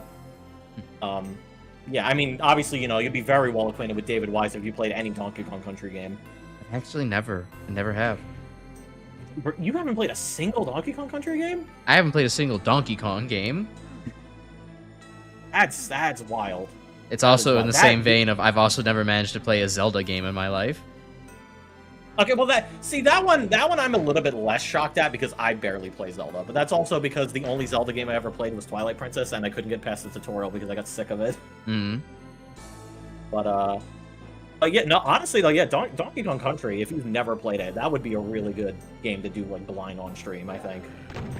All right, I could go for it. I'm not I'm trying to say, I don't know, for some reason watching little bits of Donkey Kong Country from like, you know, Vinny and other people is just like, it seems kind of interesting, but it also seems like a very, like, you know, this is a 2D platformer where it's like if you miss a collectible, you're gonna like pull your hair out of like, fuck, I need to do the whole level again. But the original Donkey Kong Country is not that bad with it. It's actually pretty simple, all things considered. Well, I guess you do have to collect all the Kong letters in that game, but like, not that bad. Yeah. I mean, my personal favorite is Country 2. Country 2 is easily my favorite. But the Donkey Kong Country games don't have like the Yoshi's Island syndrome of like you have to collect everything in one run, so like you can, you know, go back to get stuff in case you miss it. All right. Type thing, so it's not like that unforgiving. Yeah, I mean, it would probably be fun regardless. I don't think that that's something like that would completely stop as me. D is saying is in the chat, the 64 is the one that you probably that's the one that I watch, and like DK64 to me is very much along this line of like, okay, this is why collectathon games kind of died. Like it's a beloved game, no doubt. People love DK64, and it's definitely good within it, but it's also like, you could tell at that point each new collectathon game is trying to one-up the next one by putting even more shit in it for you to collect, and it's like at a certain point, like playing a game casually and not speedrun breaking it, the game is like fucking 500 hours long. It's a goddamn odyssey to complete, and it's just like, okay, well, you need to get, you know, here's all of the green cumulons you need to go collect, and then here's the blue sporpiflows, and then you gotta go and get the pink ginger meisters, but that can only be collected by, you know, Squumpus, not when you only unlock Squumpus about a third of the way through the game, but you're gonna see these pink things all the way throughout until then. Yeah, no, the hyper, I fell for it. Esophagus idiot. But yeah, no, or learning that with Donkey Kong 64, it's like, oh yeah, you have to be specific Kongs at specific times in order to get specific collectibles, because of like, oh yeah, it'll show up, but you can only collect it with specific Kong. I'm like, I never want to fucking play that. That sounds awful. Yeah. And like, I was also the same person who can never finish Banjo-Tooie, because to me that felt like that game kind of went overboard a bit. Like, because for me the original Banjo-Kazooie is like perfect fucking length. Like, good amount of collectibles, not super like, you know, I'm getting sick of this. I think it's perfect for that. Tooie goes overboard, and 64 goes way fucking over. It's like, if Banjo-Tooie goes overboard with the collectibles, fucking DK64 swam to the next fucking continent. Like, it is a bit much. Let me catch up on some of these things. Why am I speaking like a Rick and Morty character? Like, because that's what my spirit told me to do, was to go on a long rant about, you know, stupid bullshit that don't make any sense. Because that's what big collectathons are just like. It's just like, here's a bunch of arbitrary shit to go get, and like, we're gonna make it so it's even more arbitrary to like go and collect it. Like, you have to be specific people at specific times, and like, things are gonna taunt you the entire time. Like, I don't hate collectathons. I think they're definitely gonna be fun. Or in the case of how they originally wanted to develop Tooie, do the fucking cartridge swapping thing. Yeah, that one's maybe a little overboard. But like, you know, I don't even hate collectathons or anything. I think, you know, it's fun. Like, I enjoy I mean, as much as you can call something like Mario Sunshine a collectathon, and then I've played a handful of Hat in Time. Hat in Time's a fun game. Damn it, I was trying to check the map. Didn't see the Spectre. Yeah, I do. It's just I like, do you have know, like a certain limit, I think, when it comes to 3D collectathon type stuff. Like Sunshine to me feels like it's mostly fine. As soon as you start implementing all the blue coins for shit, though, then that's an immediate, like, I don't want to fucking do that. Yeah. Like, generally for me, like, 100%ing Sunshine is basically get everything except the blue coin shines, and that's good enough for me. I agree. But like Galaxy, I will go out of my way to 100% fully. Galaxy 2, I mostly go for it. Sometimes I don't like finish like the very end game, and I guess the green stars is also kind of a hassle a lot of the time. I think I've 100%ed Galaxy 2 before. It's fun. I like all the weird green star challenges. I just wouldn't do it. I don't think I'd do it again. But much in the same vein that I probably wouldn't get all of the CDs in Mega Man and Bass again, because doing it once is enough. Don't get me wrong, I still very much enjoy Mega Man and Bass. But yeah, going for all the CDs is not fun. At least just because of the fucking Rush Search ones, especially. It's just terrible. I like Dee's opinion there about liking collectathons more when you had more time on your hands and they were some of your only games. Like, yeah, when it's like you're younger and like that's the only thing you can do, true. It totally makes more sense. It's like, oh yeah, this is like a way more enjoyable experience. Not like it's necessarily bad, it's just like, well, you know, I only have so much time on my hands as an adult now. It's like I need to kind of, you know, compress things a little bit and like only, you know, do things in more digestible packages that are maybe a little bit less on the kind of flow state level of things. I don't know, some people really like just kind of going into that, like, yeah, let me zone out as I just kind of collect a bunch of random shit throughout the game and play a marathon over weeks, and like, you know, it works for some people. For me, it doesn't though. Yeah, well, that's for me. Like, if I'm ever doing like any like crazy, like, you know, 100% type things, a lot of it's mostly just for 2D games now, usually. Because usually once you add the third dimension, it's like, oh great, so we could be even more obtuse with where we're hiding shit. You're gonna become a mobile gamer in your 40s, D. Oh, that's a horrifying thought. Trust me, I don't think you're gonna go down that far. Nobody really goes down that far down the rabbit hole. It's, mobile games just are not going to take off no matter how much, you know, they try to tell us that they will. You would have to do so much cleaning up of mobile trash to get me to start actively trying to seek out mobile games to play. There is so much fucking filth related to it that it's just like, no, there's no way in hell this is ever happening. The closest I've ever gotten was Pokemon Go, and eventually that, I realized, was kind of just awful, because you know, it also took like Niantic like months to actively fix anything, so I'm like, I'm not doing this shit anymore. This is awful. And like, apparently now it's improved. I don't feel like reinstalling it to find out. Yeah, Pokemon Go was like, I got pulled in for a little bit, but like, it was just ultimately like, oh, this is just like, I'm just catching shit all the time. There's no actual battling going on. This sucks. Unless I go to a gym, and it's like, oh, if I go to a gym, that requires me to walk like so much distance this way. I'm not really about to do that. That doesn't feel like something I care that much about doing. I was never a huge Pokemon head anyways. It was also like their servers were constantly unable to fucking go online, especially if you were there for like launch Pokemon Go. I never had that issue. There's so many cases like, our servers are busy. Our servers are dealing with issues. Please come back later. Please understand. It was so bad to the point I literally have a fucking t-shirt that says, our servers are offline. Please come back later.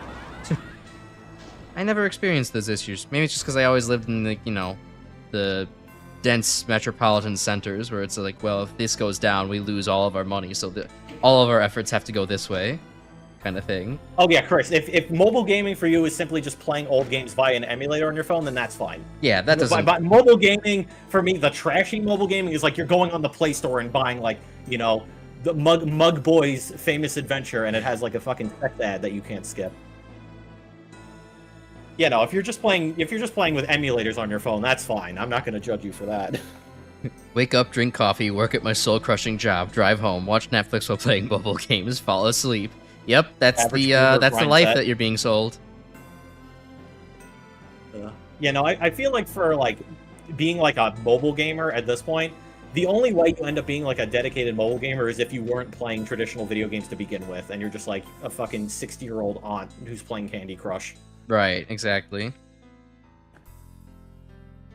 Or, you know, you're just like totally into the Gooner games, and that has completely sucked you in, and you have no chance of escaping at that point. Yeah, nowadays if I'm using my phone to game, it's because I'm using it as an external controller for Jackbox. Yeah, exactly. God, I need to play some Jackbox. It's been a while. That would be such a fun stream to do with. It would be. With chat members. But you know, you got the 100 subs thing and the community night to worry about, so that'll be for later. Yeah, another time. Oh, you're a brain rotted iPad kid. Yeah, that would just I'm so glad that I was not part of that generation. I had time to at least, you know, brain rot on like the DS or something. I had to get discrete games and cherish each one instead of being, you know, inundated with, like Grim says, stupid sex ads the entire time while I play a game. I'm like, Mommy, what the hell is this? Yeah, instead of playing Five Nights at Freddy on iPad, I was trying to breed shiny Pokemon. Which, you know what? Arguably, probably not even better. Probably could be worse, honestly, depending where you at. At least you got to learn fun, weird stuff about math and IVs. Wait, define serious brain rot. Because now I'm curious. Oh, I'm very curious too. You got to tell us about this this particular case of yours. What am I missing? I mean, I hear that fucking noise. I have no idea what's changing though. Because like the most like extreme case of brain rot I've seen was one of my younger cousins at like a get together, constantly spouting like 2 lines over and over again, like he was a fucking gotcha character. How young was this cousin though? He was like 10. Yeah, that's maybe a little bit too old to be doing that. If they were like 6 or 8, I'd be like, no, that makes sense. Every 6-year-old does that. But I mean, this is that's also the yeah. same cousin that also accidentally had sangria because he thought it was juice, so that may be related. It's a chicken or the egg situation. Which one led to the other? Maybe. What did I miss? Maybe I just didn't look down here enough. 2 negligent parents and a 4 to 5-year-old who had her phone as her babysitter. Ugh, yeah, that's. God, that's. Listen, I don't like to use the word cringe very often because I feel like it's kind of overused for a lot of things. That's fucking cringe. Yeah, that is like I am feeling like secondhand embarrassment from just that being a situation. Right. That's very much a situation of like, why are you going to become a parent? Like, if you're just not going to watch the kid. I mean, I guess I get that at a certain point, it's fucking tiring watching a little gremlin all goddamn day, and sometimes you just need to give them a break. But, you know, if it's just like, they are not, I'm sure there's more details where it's just like, yeah, watching YouTube shorts with the most obnoxious voiceovers or super obedient to them, hit like and subscribe on command. Yeah, that's not actually like conditioning your kids for what they should be looking out for when they are like on the internet. That's not teaching them to be internet safe or savvy. That's just like crap.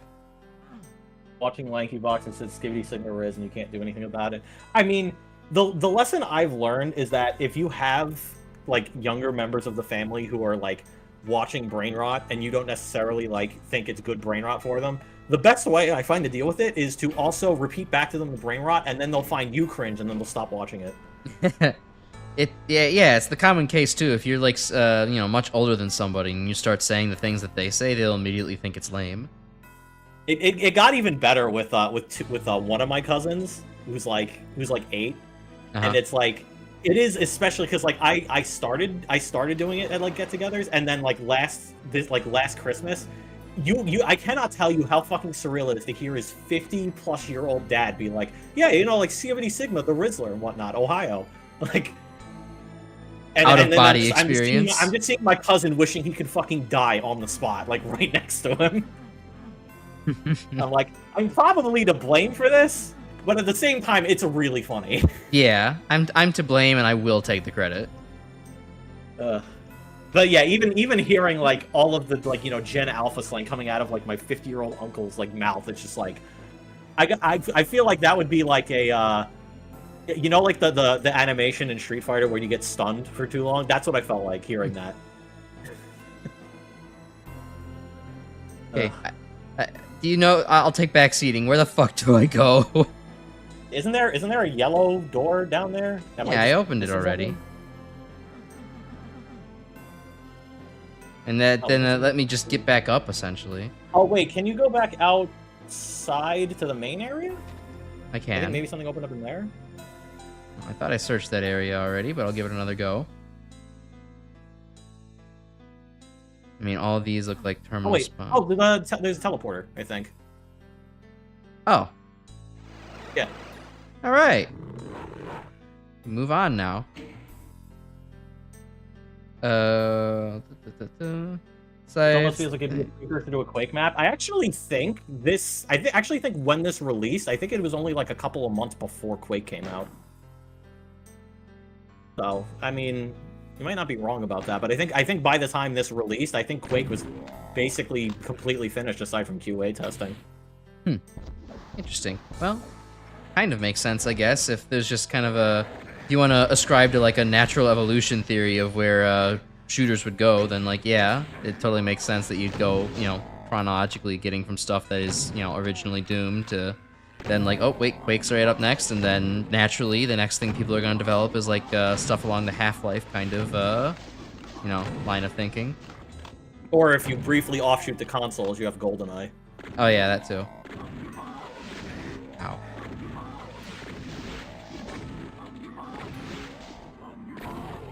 There we go. Cool. Roblox is just a wretched hive of scum and villainy. Yeah, it kind of is. Yeah, wretched high. Yeah, no, it's breaking sad. news. Roblox dev turns out to be shitty person. Also, it was a Tuesday, like it was every other week. Yeah, Roblox is, thankfully, my friends who still play a little Roblox are just kind of in it for, I don't know, the stupid meme bullshit of it, but, like, I mean, yeah, it's kind of Roblox is very because, much like a people, this is, you're having a lot of people here that should not be mixing and talking to each other, because there's not enough moderation to keep everything, under wraps. Yeah, it's kind of tragic too because like I've seen like because one of my other younger cousins actively tries to make like games in it, and I've seen some of the stuff he does, and he's like actually really good at 3D modeling.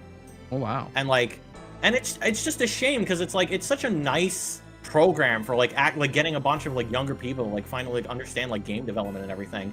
And it's just unfortunate that you have to deal with a lot of like shitty, disgusting people while you're doing a lot of this, and it's just sad. Yeah. Always rely on bad people to ruin it for the rest of us. No, that's what fandom basically kind of amounts to. You've got an incredibly cursed drawing idea, and I don't know if you have the stomach to draw it. It could be a crash cubus. Okay, I imagine you mean a crash mancubus rather than a crash succubus. I want both art, actually. Well, wouldn't it be a crash incubus? Oh, actually, wait, that would be a great fucking NSFW stream name. All right, well now we have 3 things that I need drawn. We have to have the Rule 63 version of the Crash Succubus, or Crash Incubus. Yeah, that's a Crash Incubus. An Incubus is a male succubus. Yes. Just like we can. That's the term. Look, I was originally being like, oh, we need the 63 version of the thing that I said, but wait a minute, the thing that I said was already the 63 version, and then, fuck, grammar, okay, get me the fuck out of this room, oh my god. This room is getting worse by the second. I mean, hey, this is the first Casali map you're playing, you gotta have art files.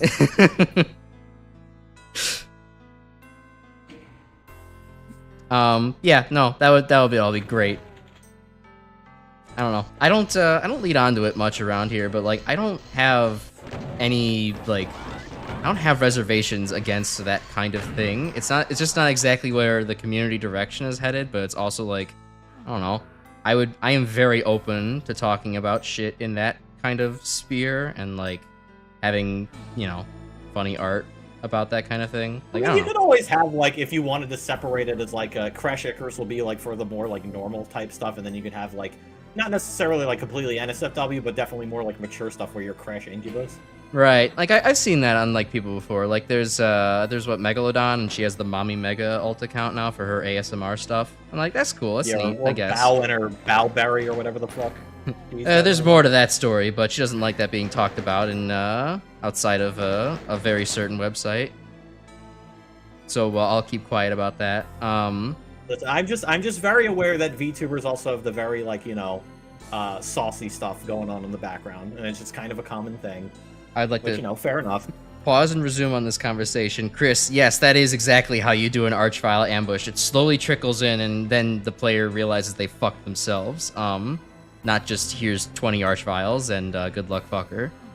But anyways, yeah, no, it's just like it's never struck me as relevant on this channel to talk about, I don't know, weird shit like that. Maybe one day that's where everything will kind of evolve. It's like, you know, I don't want to alienate who is currently here, but when it's like, okay, there's just like a million, like, I don't want to alienate who's currently here. Says guy who wanted to use an MPreg for his avatar for one stream, unironically. All right.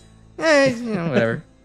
It's just fear of like, okay, well, when I have a relatively small following, I don't want to ruin that. Meanwhile, when it's a relatively large following, it's like, okay, I could stand to ruin a relatively large following. That's fine. I don't have qualms about that.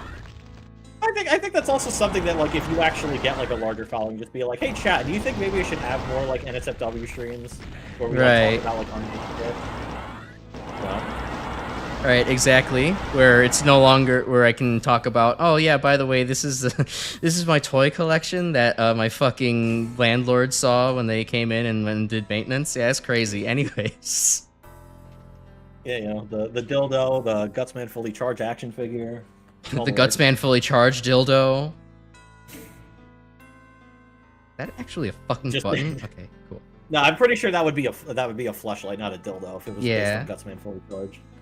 Yeah, it would be. YouTube doesn't really like NSFW stream. I mean, yeah, not explicitly, but you know, talking about Stupid bullshit. I mean, there will be like a tag tier list on this channel one day, I think. But yeah, it'd be like more. It would be like more of fucking like, you know, mature content. Like, hey, we could talk about more things you probably wouldn't get away with your traditional stream. Not like he's going to show whole live on television. He's pulling his cock out.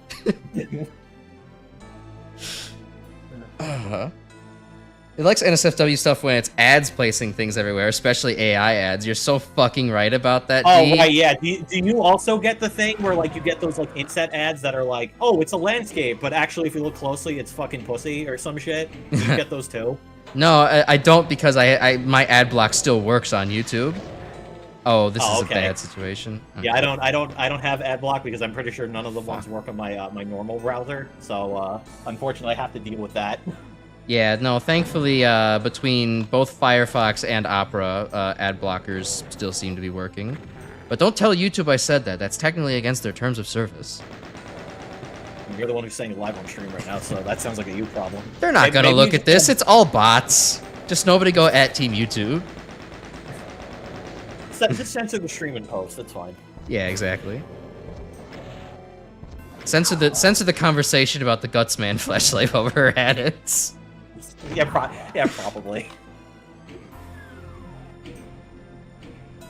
All right, that was handled. I wish I had a soundboard with the censored bleed, because that way I could do some really funny bits with that right now. But I wish that the fucking monitor that I purchased several months ago would, like, I could hook that up properly. Then I would have enough screen space to have a fucking soundboard up. Oh well. Oh, okay, so that is a damagey box. I managed to get 10% health out of that. Woo! All right, can I get 10% health in chat? Hooray! No. Luckily, you have YouTube revanced. Yeah, it's you know, it was, what was it, the fucking kind of the Streisand effect of YouTube being like, no, actually, we will start going really ham on the ad blockers now and make that against our terms of service, which is what instantly made me go and be like, so how do I get around this? And YouTube revanced, you say. I am maybe now interested. And, yeah, every time YouTube makes a stupid ass decision, someone immediately makes a plugin that fucking undoes any of the shit they tried pulling. God bless America. For those kinds of people. Oh, that's a lost soul.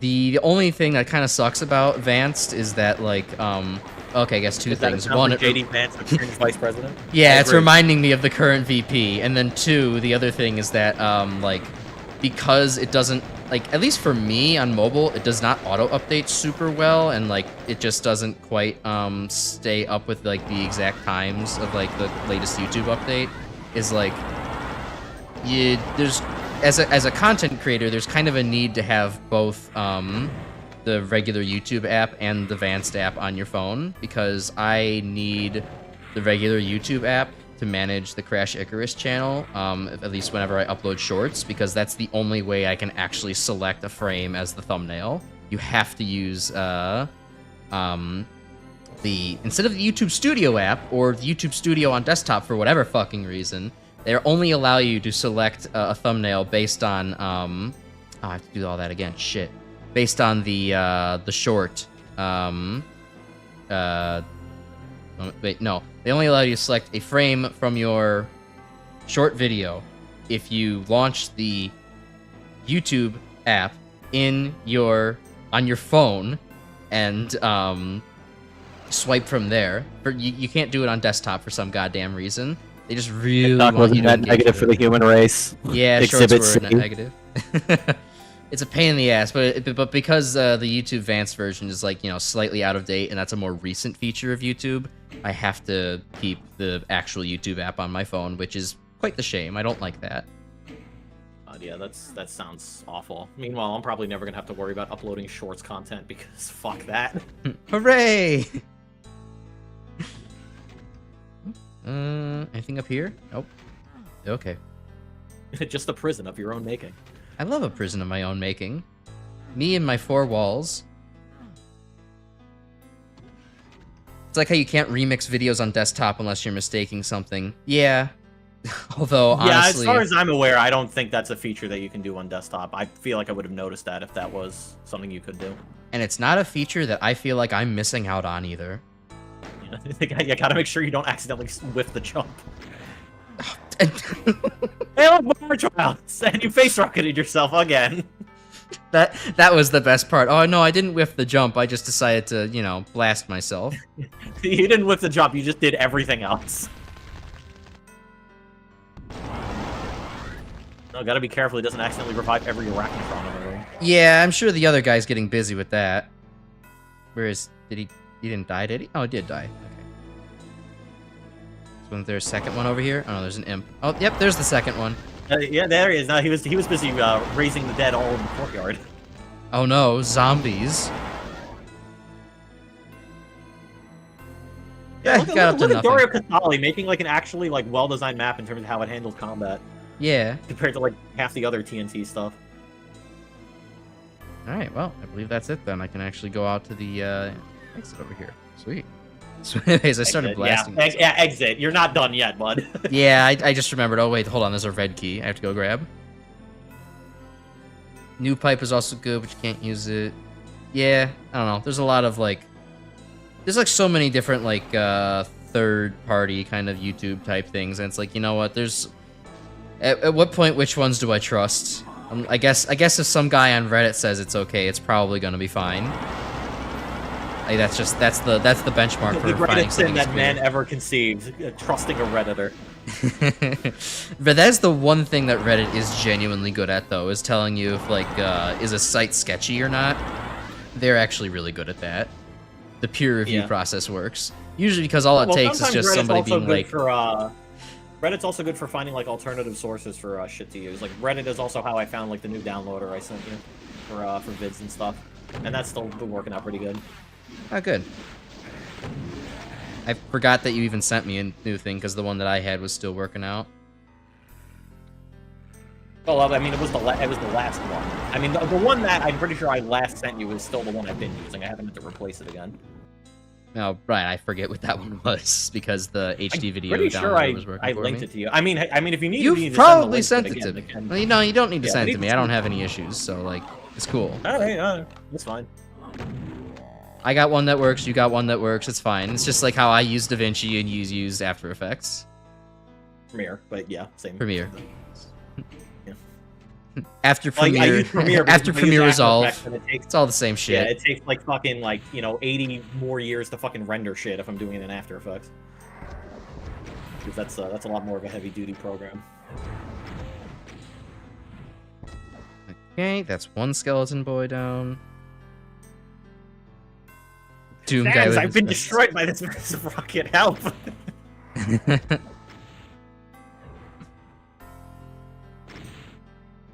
It just reminds me of something I was watching like right before we hopped on call because I was just like looking for vids to just like pass the time, and it fucking got linked to a fucking like live 24-hour AI generated like Undertale stream where it's just like people could submit stuff, and I just joined immediately, and it's just like Papyrus trying to have a conversation, and then just a constant fucking no, and then he just keeps fucking nuked by meteors. It's like yeah, it's like I remember watching like all the Family Guy AI kind of 24-hour slop content. That was fun. They always made something like Chris ranted about 9/11 constantly. That was pretty good. 2002 Honda Civic. Yeah. Or what was it? They said Squidward was like August 29th, 2024. Yeah. Fucking ominous. Yeah, just the constant running things too. And the thing is, you have to specifically go out of your way to clip any of the moments that you like, because since those keep running, eventually after 12 hours, YouTube keeps deleting parts of the VOD. So it's like, it's sort of cool, limited time content. Like, listen, I know people are against AI. That's the type of AI shit I am all for, being shit posty type stuff. Like, that's fine. I don't mind that. Yeah. I think it leads to a lot of sadly, the best use case for AI is memes, and well, that and also probably medical procedures. But... Perhaps. That is one of those. Okay, I guess that is one of those kind of tech bro things where it's like, yeah, absolutely no, I do not currently trust AI to fucking do jurisprudence or medicine, but I don't foresee humanity solving the problem with long doctors and wait times and the overworked legal system by just hiring more lawyers or hiring more doctors for head. It's going to end up being a fucking AI-based solution. Oh, I blocked myself off from that. That's a shame. Yeah, I'm gonna have to open more of the canyon. Hit switch, lower giant canyon. Oh man, what kind of massive fight are we gonna be expecting here? AI's best when it's not stealing? I suppose, yeah. Yeah, true. What the? There's a fucking zombie man around? It's a single zombie man. Get this guy out of... Oh, there's more than a zombie man around here. It's emerging from the wall sphincter. That's cool map design. I like that. Like, think you could be like, oh, I was expecting a big fight. It's just a zombie match. Psych, it's cacodemons. Right, yeah, this is more of, like, what you'd expect out of, like, you know, good Doom map design for, like, you know, actively, like, japing the player with, you know, combat arenas. I also like how this isn't necessarily, like, a huge threat, but it is still something where it's, like, you need to pay attention to the space, because at least on, you know, in this way, on Ultraviolence, it's like, okay, you have to make sure that you're not, A, running into the infinite Z-axis of all the cacodemons, and then they're small projectiles as you wander around the room, or you're likely to wander back into them if you're just, like, you know, on a constant circle. It's a very nice, kind of way of doing things. Yeah. I mean, and then, you know, of course, Nightmare is probably the challenge of, there's fucking bullets everywhere, dude. You need to run. Well, you're also dealing, yeah, with all the respawning Arachnotrons and Mancubi on top of the cacodemons. Yeah, that would probably be rough. Yeah. But, yeah, that one's pretty tame, all things considered. I know there's a, it's actually a scrapped Master Levels map, which I actually think is actually well-designed. That does a similar thing, but it is, like, the map itself is a lot smaller, and there's, like, 3 times as many cacodemons. Like a cartoon gag. Yeah, it was. They let you down with a weak enemy and suddenly Caco. It's like, that's it? It's just a tiny little mouse? And then, you know, the bomb, like, rolls out from the background because you set out, like, a Rube Goldberg machine. Well, it's funny, too, because it's, like, you know, based on the whole, like, you know, monsters hearing sound type thing, but the funny thing is that you could also trigger that by just punching the air. Yeah, that's true. But most people in their right minds won't do it, so the secret works, or the design works 90% of the time as intended. And that's good enough for government work, as they say. Chris, if you go to Severe Andre Cavermo's page on Doom Wiki, it's the map titled Eye of the Storm. That's the map.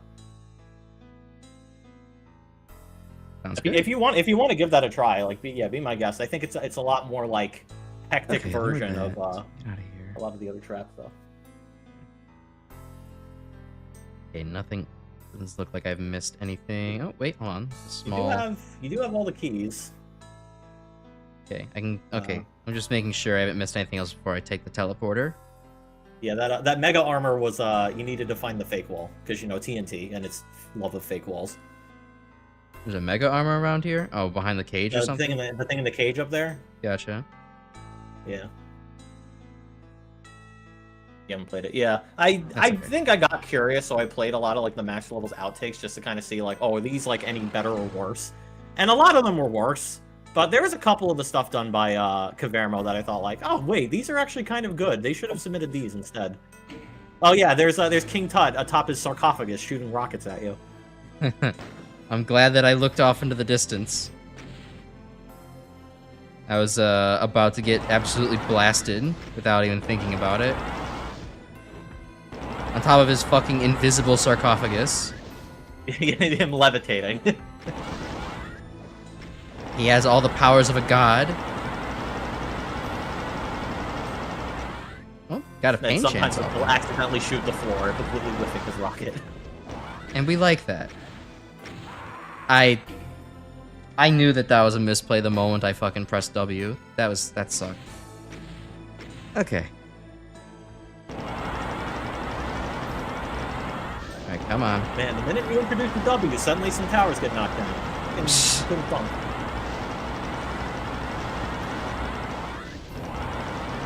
I wonder why id chose Mephisto over the other ones, because maybe id hates us. I think that's the only reason why they picked Mephisto over any of the other ones in Submitted. I mean, they probably just saw 4 Icons of Sin and thought, yo, that's fucking metal, dude, and they decided to just go with it. And then you play it, and I'm like, wow, this fucking sucks. Actually, speaking of max level, is so funny too is that Civi actually did a video on max levels like a couple days ago. Nice. All right. The sarcophagus had lowered. I could just go to the red key, or I could try to hop into the sarcophagus. I would like to be buried with my possessions into the next world as well.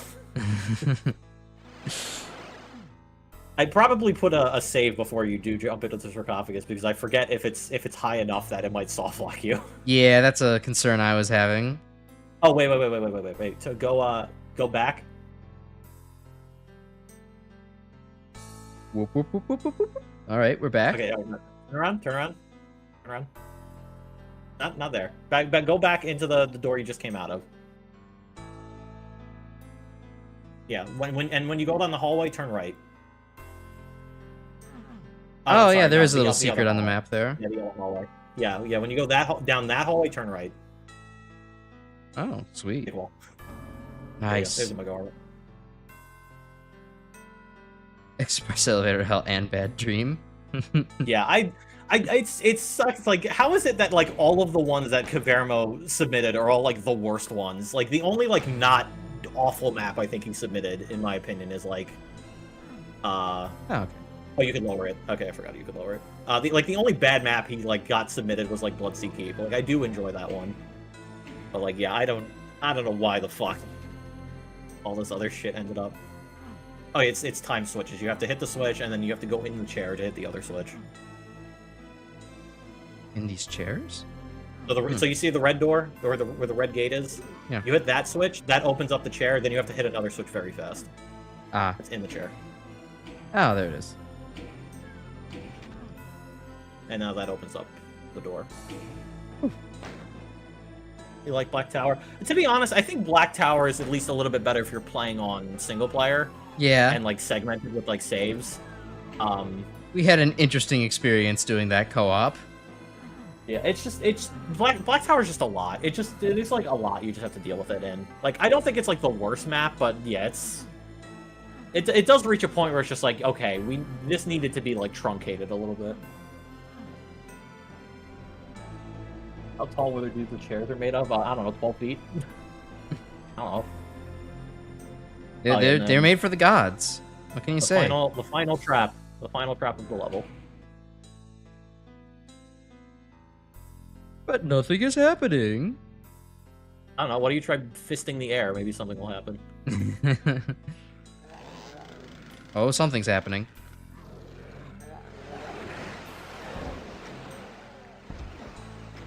The last of King Tut's loyal soldiers, all rising from the dead to defend him.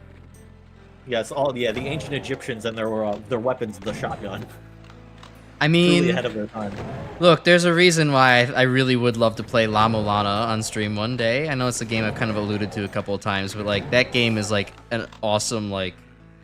That's basically like the best Indiana Jones simulator. Ancient Egyptian Gatling. I mean, that game has ancient Egyptian fucking like maybe not spaceships, but like hovercraft and you know, missiles and guns. It's great. It's fucking great. Like that game is like the actual like Indiana Jones movie simulator, not like the like, you know, a lot of people say, oh, it's Indiana Jones simulator. You just get to kind of whip things around and like shoot gun, and you're technically an archaeologist. It's like, yes, that happens in the game, but it's also very much in line with the like, hey, remember the fact that Indy solves mysteries throughout the entire movie and like has to actually put together cryptic lore and like put together, you know, kind of what in the real world would be pseudo-archaeology, but, you know, in the universe of that is like actual cool, like, you know, ancient aliens archaeology that exists there. That's that fucking game in a nutshell, and you have to solve, I mean, cryptic fucking mysteries to move on sometimes. You have to have great note-taking skills. He's making before he hits any switches. He's learning. He's learning. Oh, yeah. That's not the, yeah, and then, like, yeah, no, that game is, like, it kicks so much ass, and, like, because it also is the same thing that Indiana Jones does. Takes in, like, things that are, like, you know, total bullshit from the real world, but, like, turns it into like, well, yeah, this would be cool if it wasn't our like, you know, take this fantasy mythology of like the Incas or something. Labeled exit Don't go that way yet. They actually, yeah, that way's the secret exit. Okay. Because remember the secret within a secret. Gotcha. Level. Like I can cite like, you know, the Baghdad battery or something like that is in there where it's like, oh yeah, well you can totally have like all this weird electricity shit happening from ancient Egypt because of like, oh well, you found these pots and they have like the metal things in them, and that could technically be a battery in the real world, but in that game it's just like, yeah, fuck it, like you're flipping a switch and like they're generating electricity. It's cool as hell. And you know, other things about like, well, there's this kind of creation thing. Well, you know. Wait a minute. So wait, Ancient Aliens did the fucking like, oh yeah, kids with autism are, you know, more in tune with aliens. That's not the fucking Predator movie didn't also do that too? Fucking 2 different alien properties did that? So dumb. I had no idea that was something that was done. I never watched any Ancient Aliens in particular. Well, I've never seen Ancient Aliens, but I know from like that one Predator movie, it's like, oh, the kid has autism, therefore he can use Predator technology very easily. Like, sure.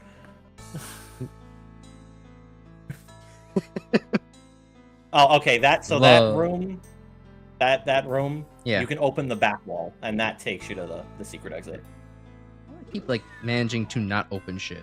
All right, 166 of one. Oh, I got everything. I even got a little bit over 100% kills. Nice. Because on trials. But anyways, yeah. So the how's the remaster of La Milano compared to the freeware version? I never played the freeware version, but the remake of La Milano is just fucking excellent. The music is amazing all the way around. The gameplay is very solid, and like they fix a good handful of the stupid bullshit in the original version of the game that, don't worry, there's still a lot of dumb bullshit that traps you all the time and, messes with you constantly. But, like, it's a very straight upgrade in many, many ways. I would highly recommend the remake if you've never played the La Milano remake. It's great. I still haven't finished it, mind you, but that's because I got, like, 95% of the way there, took, like, a vacation, and then was like, I don't remember any of my notes. What do I do for this last 5% of the game? Oops. Time to go watch a guide, except, oh wait, I have to watch, like, the whole fucking guide because the game's not linear and I don't remember where exactly that I am. Oh, so yeah, I agree, Chris. This is a cool level transition. It's like, hey, turns out when one guy made both of the secret maps, you can actually have them transition very seamlessly. Oh yeah, we did have to kind of trudge through some water to get to the Caribbean. Let's see, time for a vacation. You've burst the bowels of hell, and by golly, you're ready for a break. You mutter to yourself, maybe someone else can kick hell's ass next time around. Ahead lies a quiet town with peaceful flowing water, quaint buildings, and presumably no hellspawn. As you step off the transport, you hear the stomp of a cyber demon's iron shoe. Aw, presumably some hellspawn. Oh god, face.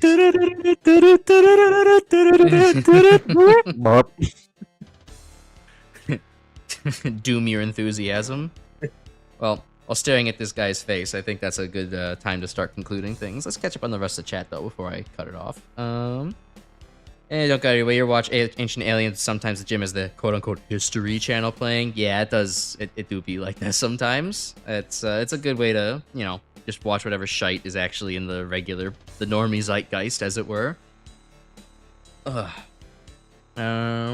Other highlights include them claiming Sonic Adventure 2 was onto something, with pyramids being landing areas for spacecraft. Okay, they didn't actually say SA2, but that's clearly where the idea was from. Yes, let's have this. Aliens must have used the pyramids. I learned this from a Sonic game. I am a serious man.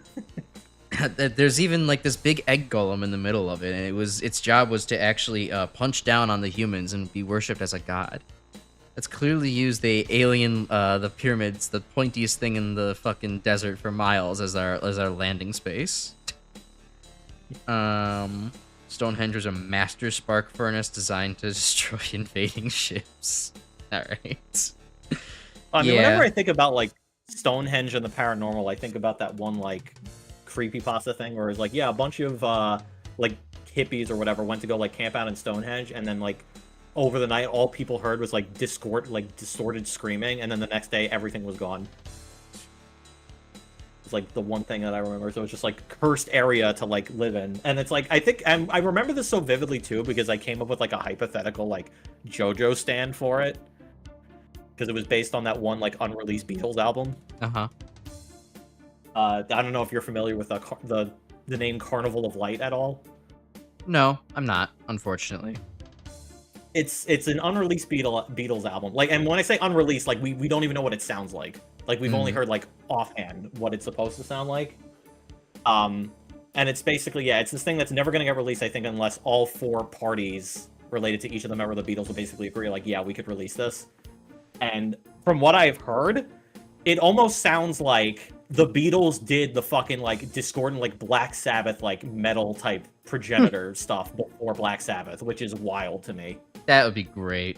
I would love to hear that. Like, I really want to hear it just based on that description. Yes, I would love to see how the Beatles managed to interpret that kind of like late jazz, early metal kind of that sound. Yeah, that is like the type of thing where it's like finding out that like, you know, Taylor Swift made a death metal album that never got heard before. Like I need to fucking hear this. Not only would it be fun for the novelty, but also just like I always thought Beatles music was like it tended to be better when they went for a little bit more of that rock and roll sound. I never really liked them in that kind of early like pop rock and roll phase of things, like, you know, 60s to early 70s. That wasn't really my thing. Once they kind of went with Revolver, and from then on it's like, yeah, I'm kind of on board with the Beatles from that point. Yeah, like I think it was like just like one show that they actually did it live at, but it was like, you know, late, like it was still like, you know, late 60s, like early 70s, so like no one got like good video of it. From what I can understand, it might have also been like a private viewing type thing, so I don't think anyone can technically have footage of it. But yeah, from like all the descriptions I've heard of that, like I just want to hear it based on the idea of like the Beatles of all people, like, you know, the band that I just kind of assume is like, yeah, it's rock music, but it's like boring rock, and then being like, oh no, they made an album that apparently does the fucking like discordant like Black Sabbath metal type shit before Black Sabbath was even a thing. Like, I need to hear that. Right. It's kind of like no, it's not even close. But to me, it's like what you said, Taylor Swift doing death metal, or like Weezer did fucking Enter Sandman. What if I hear Weezer doing an Enter Sandman cover was also a very wild thing to do. Next, you're gonna tell me that Weezer covers fucking Cannibal Corpse. I mean, the funny thing about the Taylor Swift thing apparently is that Taylor Swift also technically has a rap career, but no one's ever bothered looking up the singles of it. Yeah, no, it's not something that's on my to-do list either.